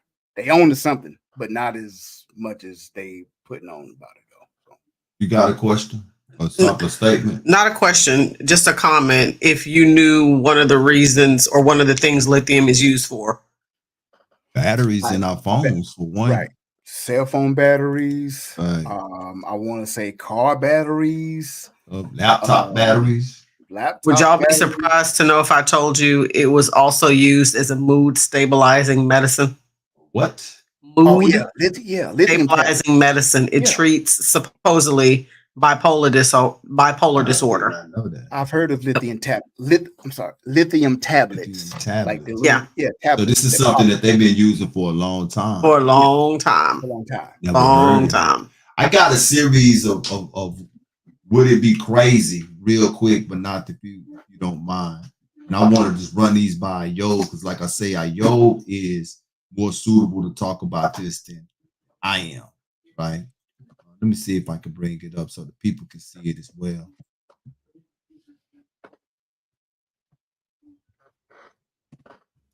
I don't know if y'all can see that or not. Can y'all see that? Kind of little. It's little. It's quite see little. if I can blow it up some. Hold on. Try to blow it up. I'm gonna read it out. What about that? Yep, that's better. That's better.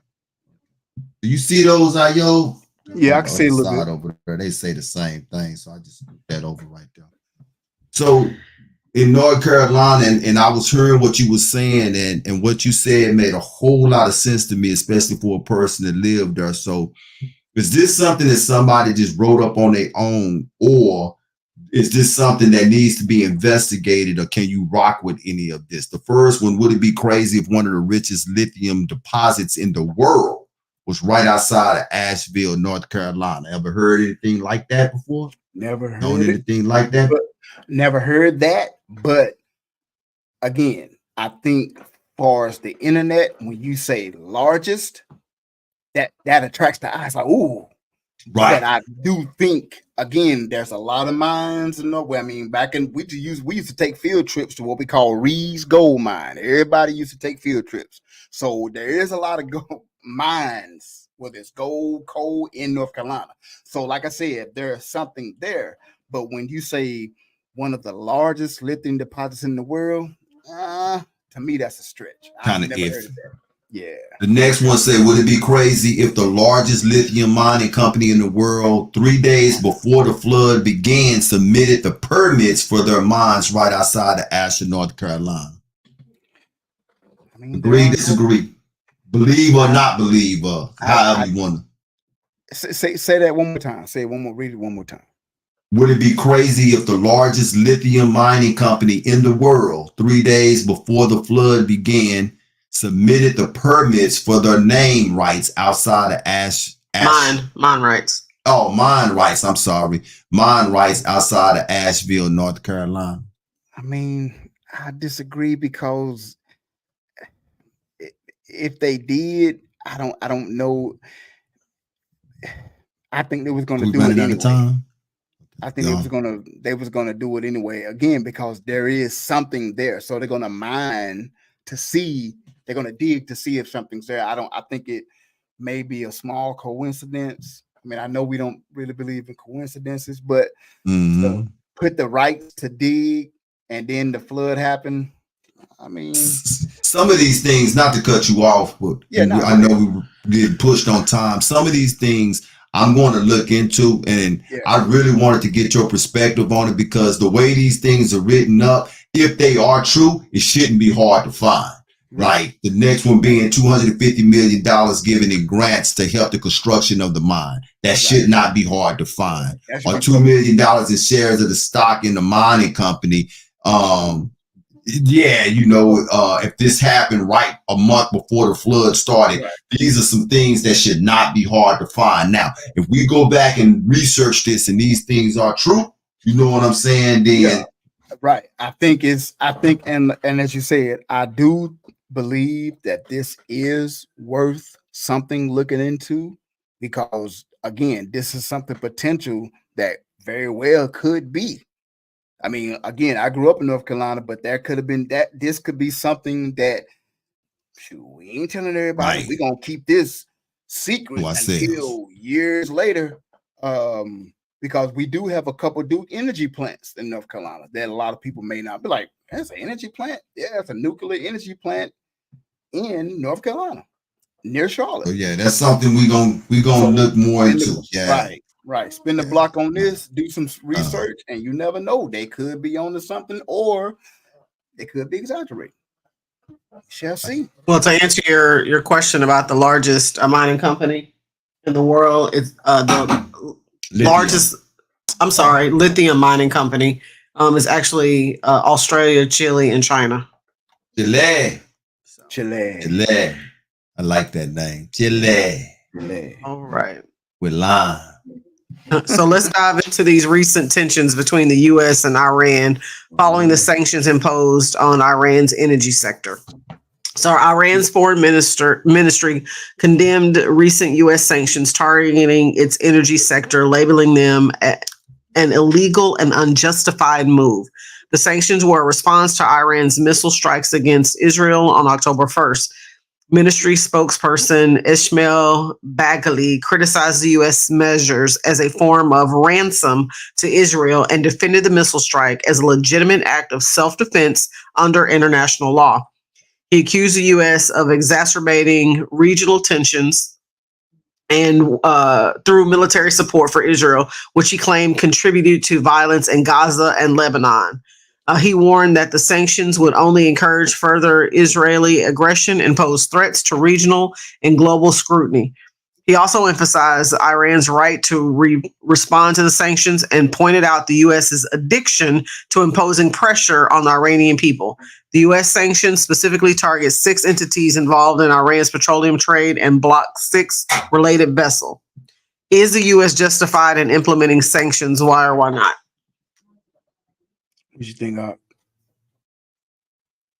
I think the U.S. is a big instigator. That's what I think. Yep, they are a bully. And I didn't even have to write it down because you'd already finished talking because I was about to write. If Israel have a right to defend themselves, why does Iran don't?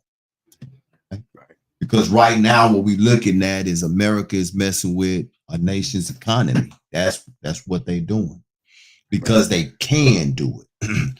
Now, the United States on Friday slapped Iran with a spat of new sanctions on the country's oil, petrochemical industry in response to terror's October the 1st attack on Israel. What did America expect when they did that? That's the question that I have.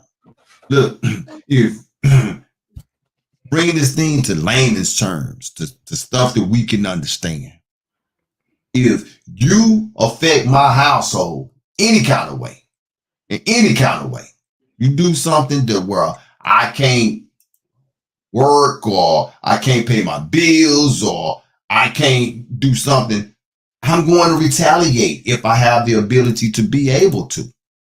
And that's what they're doing. But on the flip of this, the biggest take back of this is that Iran is actually in this thing right now, people. This is what the Bible has been talking about. They are actually in this thing right now. Medes and the Persians. Yep. They are in this thing. And if you pay close attention, and that's what I told Bernard last night when we was getting ready to go to bed, I said one of the topics that we did not talk about tonight that probably should have made the thing is that America, without people being known to it, while we sleep at night, they are inching themselves into this thing secretly, thinking people not paying attention to. They just sent a whole war machine over there with 1,000 troops. This is the first time that they have sent troops over there. So now America's sending troops and they're saying, oh, we sending them so that they can operate this particular weaponry. But you sending troops. Yep. You know what that is? That's a, what you call it? That's a flex. Exactly. Yeah, a declaration of war. That's a declaration of war. Thank you. Yeah, that's a flex for real. That's a flex. Yeah. Yes. So understand the climate in what we are in right now, man. Isaiah 13, 17, and 19. I'm going to turn it over to you. Behold, I stir up the Medes against them, which shall not regard silver. And as for gold, they shall not delight in it. These people is not worried about money. No, this is a pride thing right now, man. This is a how dare you. You giving us an opportunity to slap the bully in the mouth. And that's exactly what we finna do. And the Bible said that their bows shall also dash the young men to pieces. They shall have no pity on the fruit of the womb. Their eyes shall not spare children. And Babylon, the glory of kingdoms, the beauty of the Chaldees, excellency shall be as when the Most High overthrew Sodom and Gomorrah. Come on now. Come on, man. Wow. We better wake up. That old commercial, Maxwell House, we better wake up and smell the coffee. This is where we are at right now. Go ahead, Doc. Oh man, very well put. I just want to add in to give an economic spin on what Ak is saying. You got the biblical spin, but this is what the word is saying. The United States and the allies are trying to cripple Iran, but what you're going to do, as the word is saying, you're going to make them mad. Because check this out. So they put sanctions, like Ak said, on the oil and then the petrochemical industry. That's the whole industry where, just like how China says that, oh, Africa, you have the oil to make gas, but you can't refine it. We'll only charge you $2 million, but we're going to make $20 million off of you. And some of that $20 million we'll give to you if you let us refine your gas and sell it to other people. So if Iran makes $9 million a month off oil and they make a $20 million selling the petrochemical to other nations, that's an offset of $11 million that they make. They pay $9 million for oil, but they make the $20 million off selling the petrochemicals that people use to refine their gas, their oil to make gas and petroleum. They can now, with that $11 million, guess what they can fund? They can fund nuclear research and weapons defense to defend themselves against this. Now, the U.S., NATO, UN, they say, well, we're going to put sanctions on those two industries. So that 11 million offset now turns to like 700,000. Mm-hmm. And what that does is they say, oh, that 700,000 a month from getting 11 million in surplus, oh, they're going to respond and say, okay, we sorry. But what it's going to do is make them mad. Make them mad. Because guess what they've been doing this whole time? They've been saving up $11 million buying weapons. Mm-hmm. They knew this day was coming. They knew. Mm-hmm. And that's how they prepared. That's how they keep being able to go through this. So that kind of breaks down how the sanctions work. They'll take two main industries. They'll put sanctions to where they're not getting imports. They're not able to make money to get those supplies in, to make it, to sell it. And that in turn will be an offset. Instead of being in the green and black, their money is now in the red. And they own back a loan because they can't make that money back to get those supplies to make. So and to land back a little bit on that, what the Ak is saying, America put sanctions on 10 companies, people. That's 10. 17 vessels, and put sanctions on 6 further firms and 6 ships. That's heavy, man. That's heavy. That's heavy. That's heavy. Yeah. Yeah. So yeah, America is the cause of their own demise right now, man. And what that dude said, oh, I thought I put it in there, that I thought I had it in there. I guess I don't. But he said that if any more sanctions or something like that, let me see if that's in the article. He said it's going to cause more problems. That's not a threat. That's a whole promise that he said. Oh, here it is. Abias Agragachi, how you pronounce his name? Last Tuesday warned that any attacks against the infrastructure in Iran will provoke even stronger response. See what I'm saying? It's not a threat. You know what I'm saying? He is telling you, y'all trying to cripple us from making money, you only gonna make this thing worse. Yeah. Yep. All right, guys, we're gonna jump into our next music break, which is Mind of a Hebrew by Micah Yahoo and Yaron and Rock Amatas. Yeah.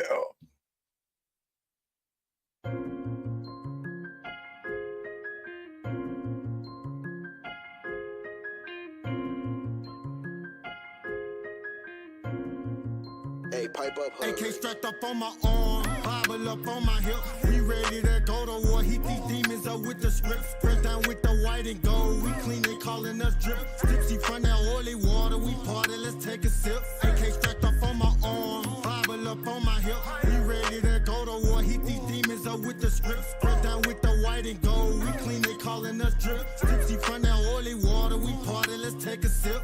My back against the wall. But I ain't cocky. But Yahushua in my tribe. And no white Ruas can stop me. Believe that. And I don't pay no fist. We load the arsenal with 100 clips and precept 100 scripts. Ready for war, so you know what that is. Hearing them lions roar, they flee to the abyss. Dougie from head to toe, it's easy off my hips. Most importantly on my heart, cause that's how I live. Victory on my head, cause I'm a king. Double honor, Ruach land, is my marine. All esteem to Yahushua for my being. You could've chose anybody, but you chose me. It wasn't cause the numbers, cause we had the least. Battles won off the strength of you and faith in me. They know we here. Imitation errors, they looking at me weird. But when armies get devoured, they be running scared. Yahushua who I trust, and you I fear. I know you'll do it all, AK and strapped you'll up on my appear. arm, Bible up on my hip. We ready to go to war. Heat these demons up with the script. Spread down with the white and gold. We clean, they calling us drip. Tipsy from that oily water. We party, let's take a sip. AK strapped up on my arm, Bible up on my hip. We ready to go to war. Heat these demons up with the script. Spread down with the white and gold. We clean, they calling us drip. Tipsy from that oily water. We party, let's take a sip. All white garments with the ZZs. Pressed down with the Machamitri. Gold chains around my neck and anointed up with that teachy. Ballin' raining with Yahushua, collecting rings on the repeat. Sprinkle clean with the 7 spirits of waters we call heat. You in the mind of a Hebrew. A set apart special people. 40 years is what we paid them, just telling you what we've been through. We righteous rebuking evil. It's winding up on our menu. In order to function right, we walk with y'all to continue. Cause these demons hunting blood. They want you sleeping to be napping. Sin started from your bedroom, open the doorways from your mattress. Gotta keep our heads strong, going hard for y'all with the passion. Meditating day and night like Yahushua, praying and fasting. Tell the devil, look what's happening. I promise you don't want that action. I promise you better get the spaz. I promise you we gon' get the clapping. Babylon just keep on talking. I promise you finna get the back. Israel stand up, keep on praising, dancing, jigging and dabbing. Some people don't understand, they sleepwalking, living the America dream. With your back down, keeping the law with Adonai, Yahushua the king. Extend the mag on my Bible, red dot with the laser beam. Double cut with the ice stabbing, pouring up Yaim. Keep showing love, Aki. We all blood, we all kings. Serving the world, reversing the curses, keeping the holy feast. Enduring the pain, both in his name, making us strong from weak. We can't complain, married with champagne. AK strapped up on my arm, Bible up on my hip. We ready to go to war. Heat these demons up with the script. Spread down with the white and gold. We clean, they calling us drip. Tipsy from that oily water. We party, let's take a sip. AK strapped up on my arm, Bible up on my hip. We ready to go to war. Heat these demons up with the script. Spread down with the white and gold. We clean, they calling us drip. Tipsy from that oily water. We party, let's take a sip.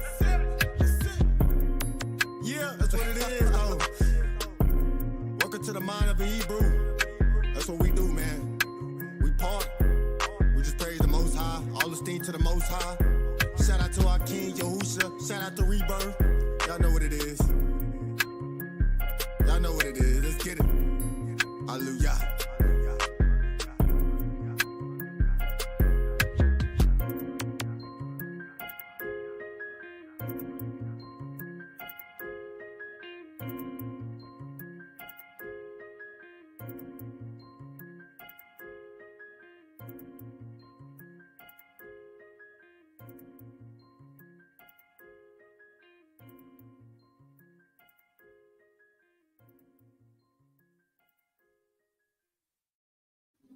Yeah, we're back like we left something. Hebrew.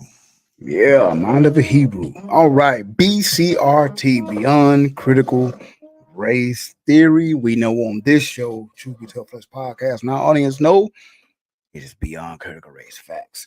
And this is a spin the block. I know we've done this before, but when I seen that we actually having a show on the day that this happened in 1968, I had to redo it, and it kind of fits into where, you know, with the whole Obama getting on the so-called black males and you know, we being the focus, I wanted to do this to bring the minds and make us aware of this has been going on for a long time and this is where we are.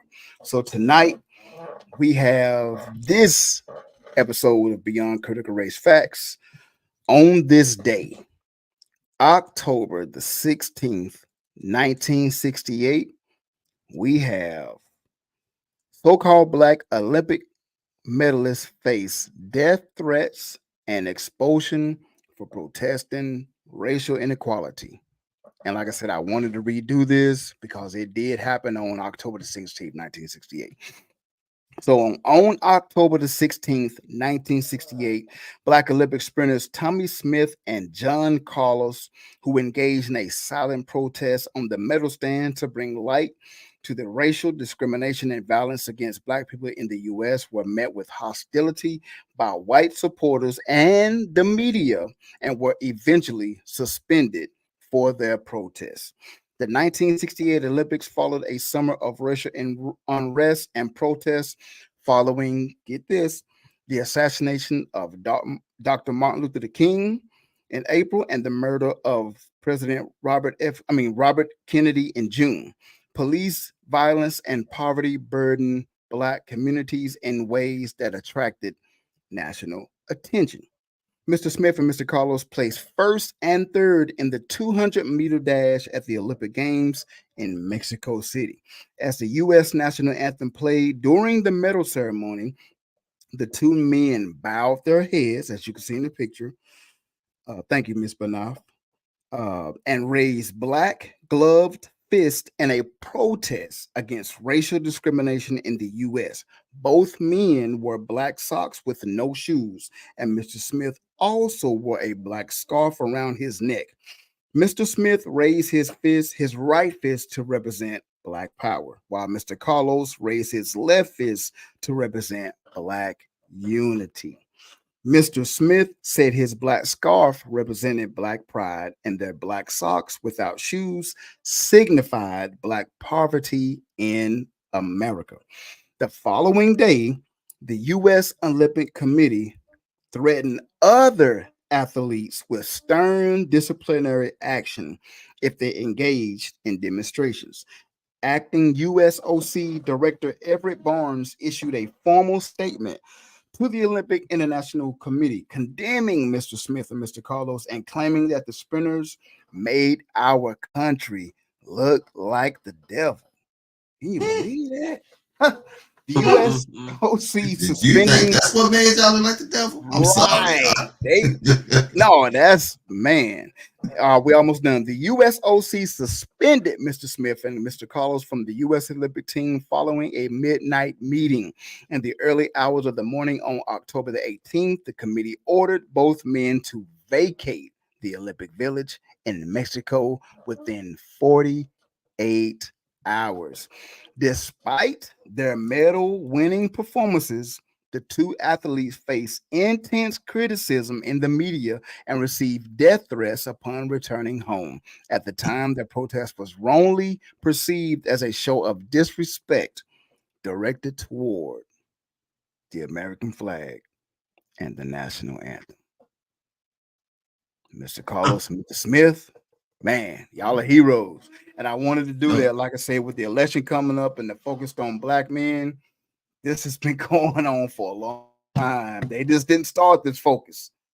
This was 1968. It's been going on for a long time. What you guys got to think about that? Love it, man.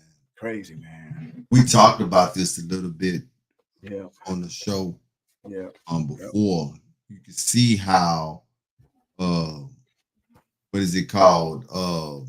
These advertisements, what is it that athletes get nowadays? Endorsements, how they are changed. Because during that particular time, man, we had so many athletes who spoke out.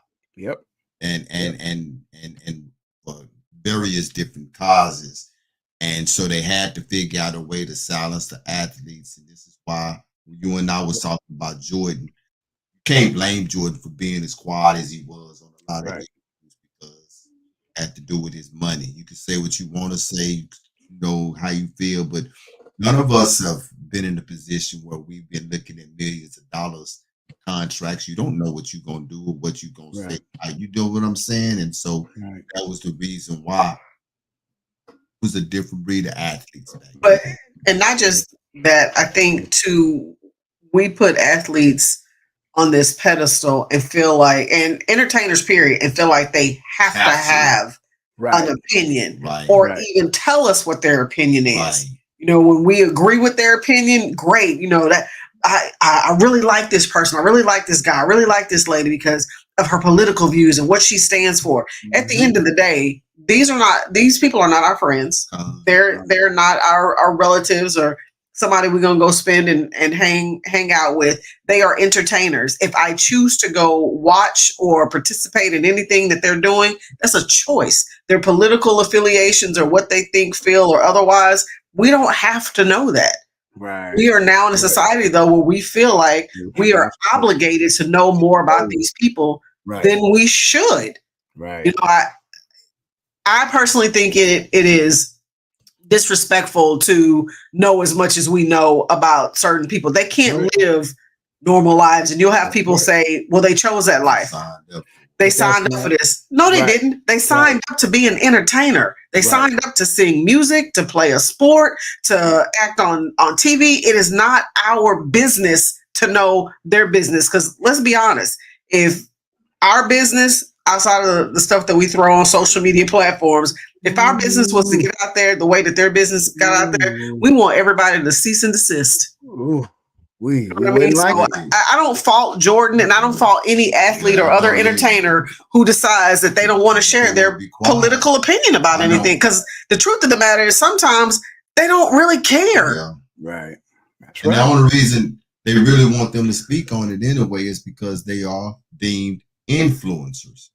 And when you look at it today's time, and tell me am I wrong, Ayob, but not the only, when you look at the two wings, the left use the influencers more than the right do to influence, to keep, you know what I'm saying, to keep it going down and how they want it to be, man. But well, I heard somebody, and I think it might have been you, I heard say it first, and then I heard an analyst make the comment that they think it is unfair for Taylor Swift to go out there and announce what her political. Yeah, that was me said that. I said I heard you say it first, but then I heard an analyst say that they think it's unfair for her to go out there and put out what her political affiliation is, because some of these people are only voting the way Taylor's voting because of who Taylor is. They don't have any care in the world about what's going on in politics. They just know that's what she said. Okay, that's what I'm going to vote for. That was a great beyond critical race theory for real, man. And just to have people like that back in the day that was willing to risk it all, to put it all out, you know what I'm saying? So yeah, Jordan started off wearing that X. I remember that. I remember that too. Yep, black leather with the gold X. Yep. Say, man, Jamil the truck rattler, he a walking he on it, man. That brother. He's a walking encyclopedia. Some of y'all may not know what that is. Google it. Yes, sir. I thought you were being funny at first, but you're right.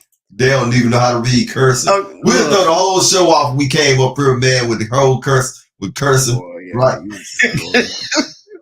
Some of them had them Big Chief tablets. What's that show we got Chinese right noted? Man, look at here. All right, so our last topic tonight. This one is a heartbreaker. This is Mr. Denorius Richardson. So Mr. Richardson, a 39-year-old black man, was found hanging in an abandoned house in Alabama on September 28th, 2024. While local authorities ruled his death a suicide, his family suspects foul play due to his ongoing lawsuit against the Sheffield Police Department. Richardson had accused 6 officers of harassment, excessive force, and civil rights violations, claiming the mistreatment escalated after he filed a lawsuit in February of 2024. Richardson's wife, Leanne, and his mother, Bonita, are calling for a federal investigation, arguing that he showed no signs of suicidal behavior. They believe the police harassment played a role in his death In contrast, the sheriff's office cited potential depression, noting that Richardson had given away personal belongings before his death. The family continues to push for a thorough investigation, seeking answers regarding the suspicious circumstances. So, what are you guys' thoughts on what you know so far about the situation with Mr. Richardson? That was new to me what you just said there at the end about him giving away personal belongings before his death. Remember, that's the same thing that they said about Javion McGee. That the day before he died, he gave a homeless man all of the money that he had in his pocket. I can't be moving. You know, people give away stuff when they move, or just because they trying to get rid of stuff. This is what I know about this, and I'm gonna be very, very quick. I just looked at the time up there. Yeah. This is something that we really need to talk about more. In fact, if other things don't come up to where we can't, we probably bring this up again next week. And the reason I say that is because there's not a whole lot of information out there on this particular guy. And Denarius, that's his name. Excuse me, Denarius. It's not a whole lot of information out there on him, and it's either they're scrubbing it or they for real are not covering it. One of the two, and whichever one that they're doing is criminal to him and to the family, man. You can't find a lot on YouTube, and that's unheard of because you can find everything on YouTube. You can't find a lot of it on Instagram or TikTok. Again, that's unheard of. This needs to be talked about, man. When you go and look at the stories, I mean, hear what the police did to this dude, and they was threatening him, saying, "Look, we'll drop all of this case." They put a drug charge on him. I don't know if you read that or not, Ayo. They had put a drug charge on him and told him we'll drop the drug charge if you drop the lawsuit. Exactly. He wouldn't do it. And they arrested him. They beat him bad, man. One officer even palmed him in his throat, took his palm of his hand and hit him in the throat, put him in a restraint chair. I done seen that chair. That chair is bad business, man. They had him in that chair not once but twice. And then all of a sudden he found hanging in an abandoned apartment. No, I'm not going to say that it was suicide. I can't rock with that, man. I cannot rock with that, and I'm not understanding why more media outlets are not talking about this. You know why they're not talking about it? Like Ayob said, you're exactly right. And I want to refer back to something that my brother said. If you call yourself a media outlet, it is your responsibility to report.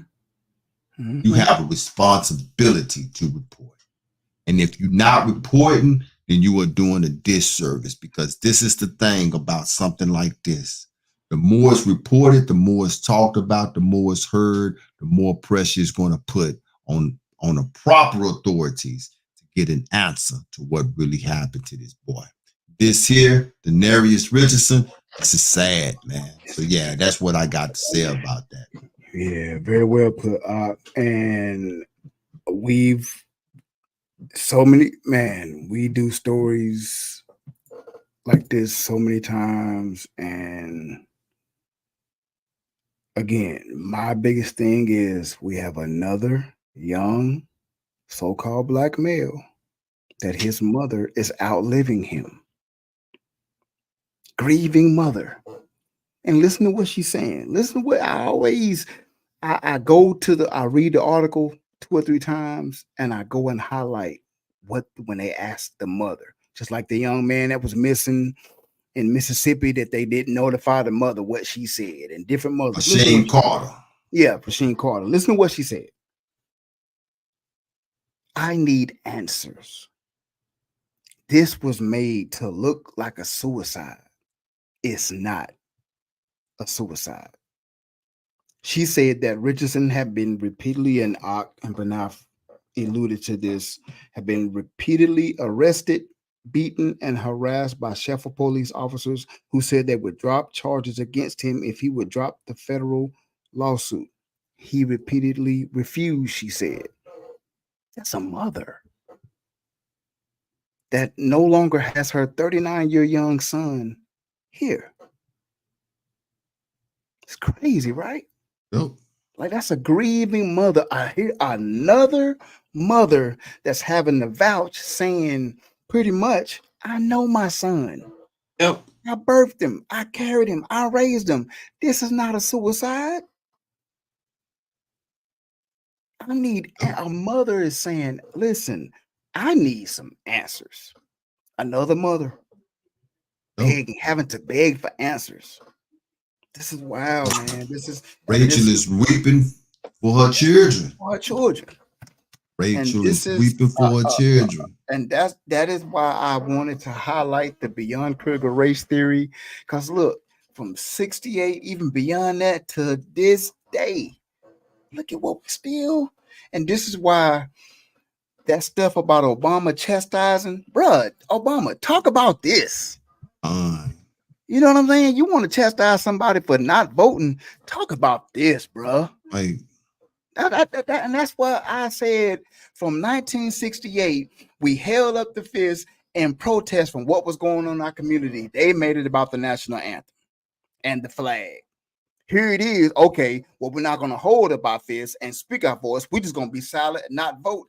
Here they come. Chastising us about that, waving the finger. Why aren't y'all pointing the finger at the police, Sheffield police, hold them accountable, talking about this young man? Getting help black men have an opinion. Answers. Right. It's crazy. Man. Crazy. Yeah, they really are. There's limited information out there on this dude. And I need you people to understand, please understand, within the last 2 years, we done did a report on Rasheem Carter, who the family did not receive answers. Police told them that wild animals ate the body. Javion McGee in North Carolina just last month, again, they said it was suicide. And now here it is with, I keep, his name keep failing me. What's his name? Norris Richardson. Norris Richardson.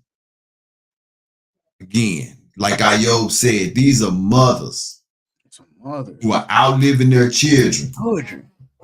And they are not even receiving answers to what is happening to their babies, man. This is sad. This is sad. Over on my other channel, on the Mo Talk channel. Oh, actually, I think I put it up on the Truth Be Told Flex podcast channel as well, if I'm not mistaken. I did a little show on Denarius, man. You could go and check it out. Hit a like button on that. If you don't want to hit a like button on that on this show tonight, that's cool. I'll be good with that. But go over there and go check that out and hit a like button on it. Get this thing generated because his name has to be heard more. Because his mother, think about it if it was you. Think about it if it was you. Your household. Yeah. If it was your household. If they don't want to talk about it, we talking about it over here. Yep. And we gonna talk about it over here. Yep. Somebody needs to be held accountable for it. And absolutely, Asaph, my Asaph, these always around election time. Y'all know I said the exact same thing. Yeah, always around election time. Here this stuff come. Yep. So then the politicians can look like, oh, here's the solution. And they show up to a couple churches on Sunday. They kiss a few of our babies, take a couple pictures. We in line voting. Here we go. We vote. Yep. 2 months in, by January, nothing. We looking crazy again. Yep. Yep. It almost make you want to wonder. Yeah. Almost make you know. I'm not gonna say, but read between the lines. Come on. Because if ASAP saw it, I seen it. Come on. Yo seen it. Other people got to see it. They see it. They see it. They see it. They have got to see it. And great job to my for Asaph for pointing that out. Appreciate you, because like Sure said, if he see it, I see it. We all see it. And go to the Mo Talk, the Mo Truth channel. Is dropping short bursts of news reporting, gems that you can't get in 2 hours. He's busting 2 hours down to 15, 20 minutes go over there and hit the like because it's information that you're not getting from the mainstream media. The mainstream media is not talking about this. They're not talking about the nuclear plant in Kenya. They're not talking about this stuff, y'all. So go over there and hit the like. Appreciate you, I do appreciate you, and I appreciate y'all. We love y'all. We really do. And hey, for everybody, like I said, that's new in the chat tonight, we thank y'all for spending this time with us. If you have not subscribed, please subscribe. Ayo Ben Yahoo. Ben Ayo. Thank you, brother. Yeah, Ben Ayo. Thank you, brother. The words of Joe. Twice out. Twice out. All well, right. before we dip on them, we have one final song, and this is "Do for Love."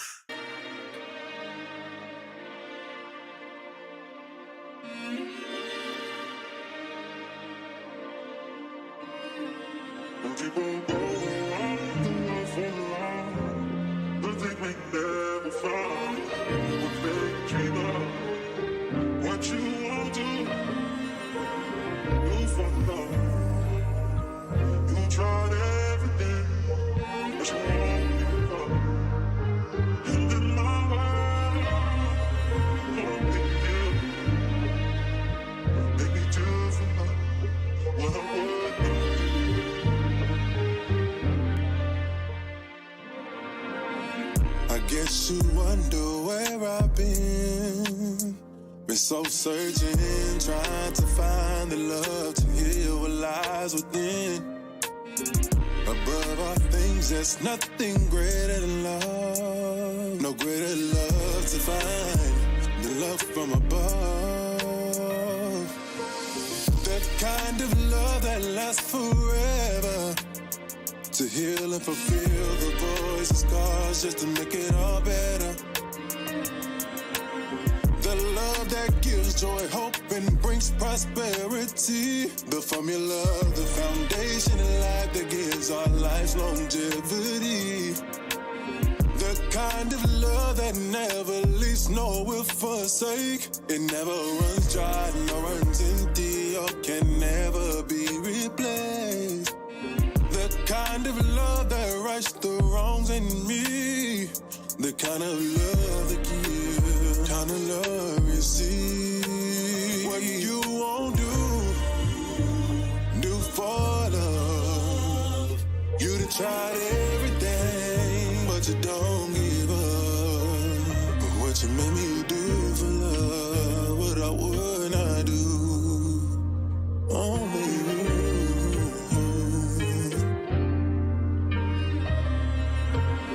Above all things, there's nothing greater than love. No greater love to find. The love from above. Some people go around the world for love, but they may never find what they dream of.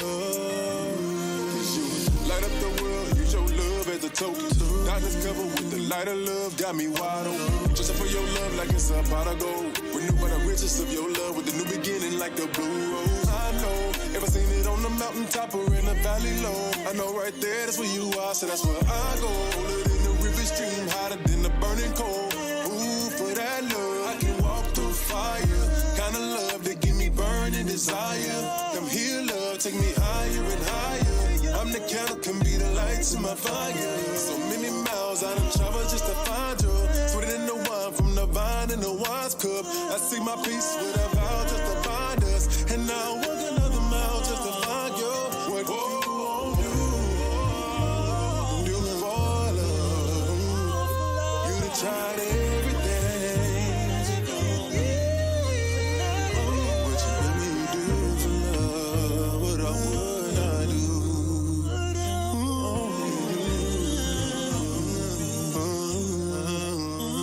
What you won't do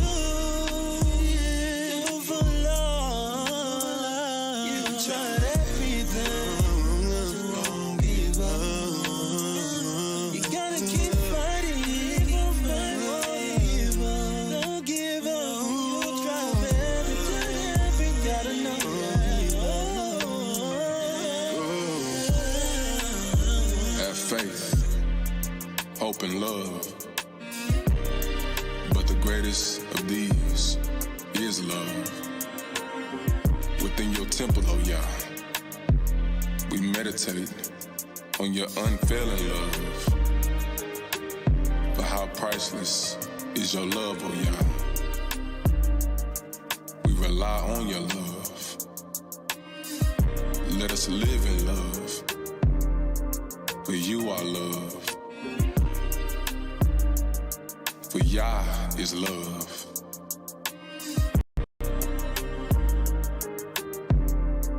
For Yah is love.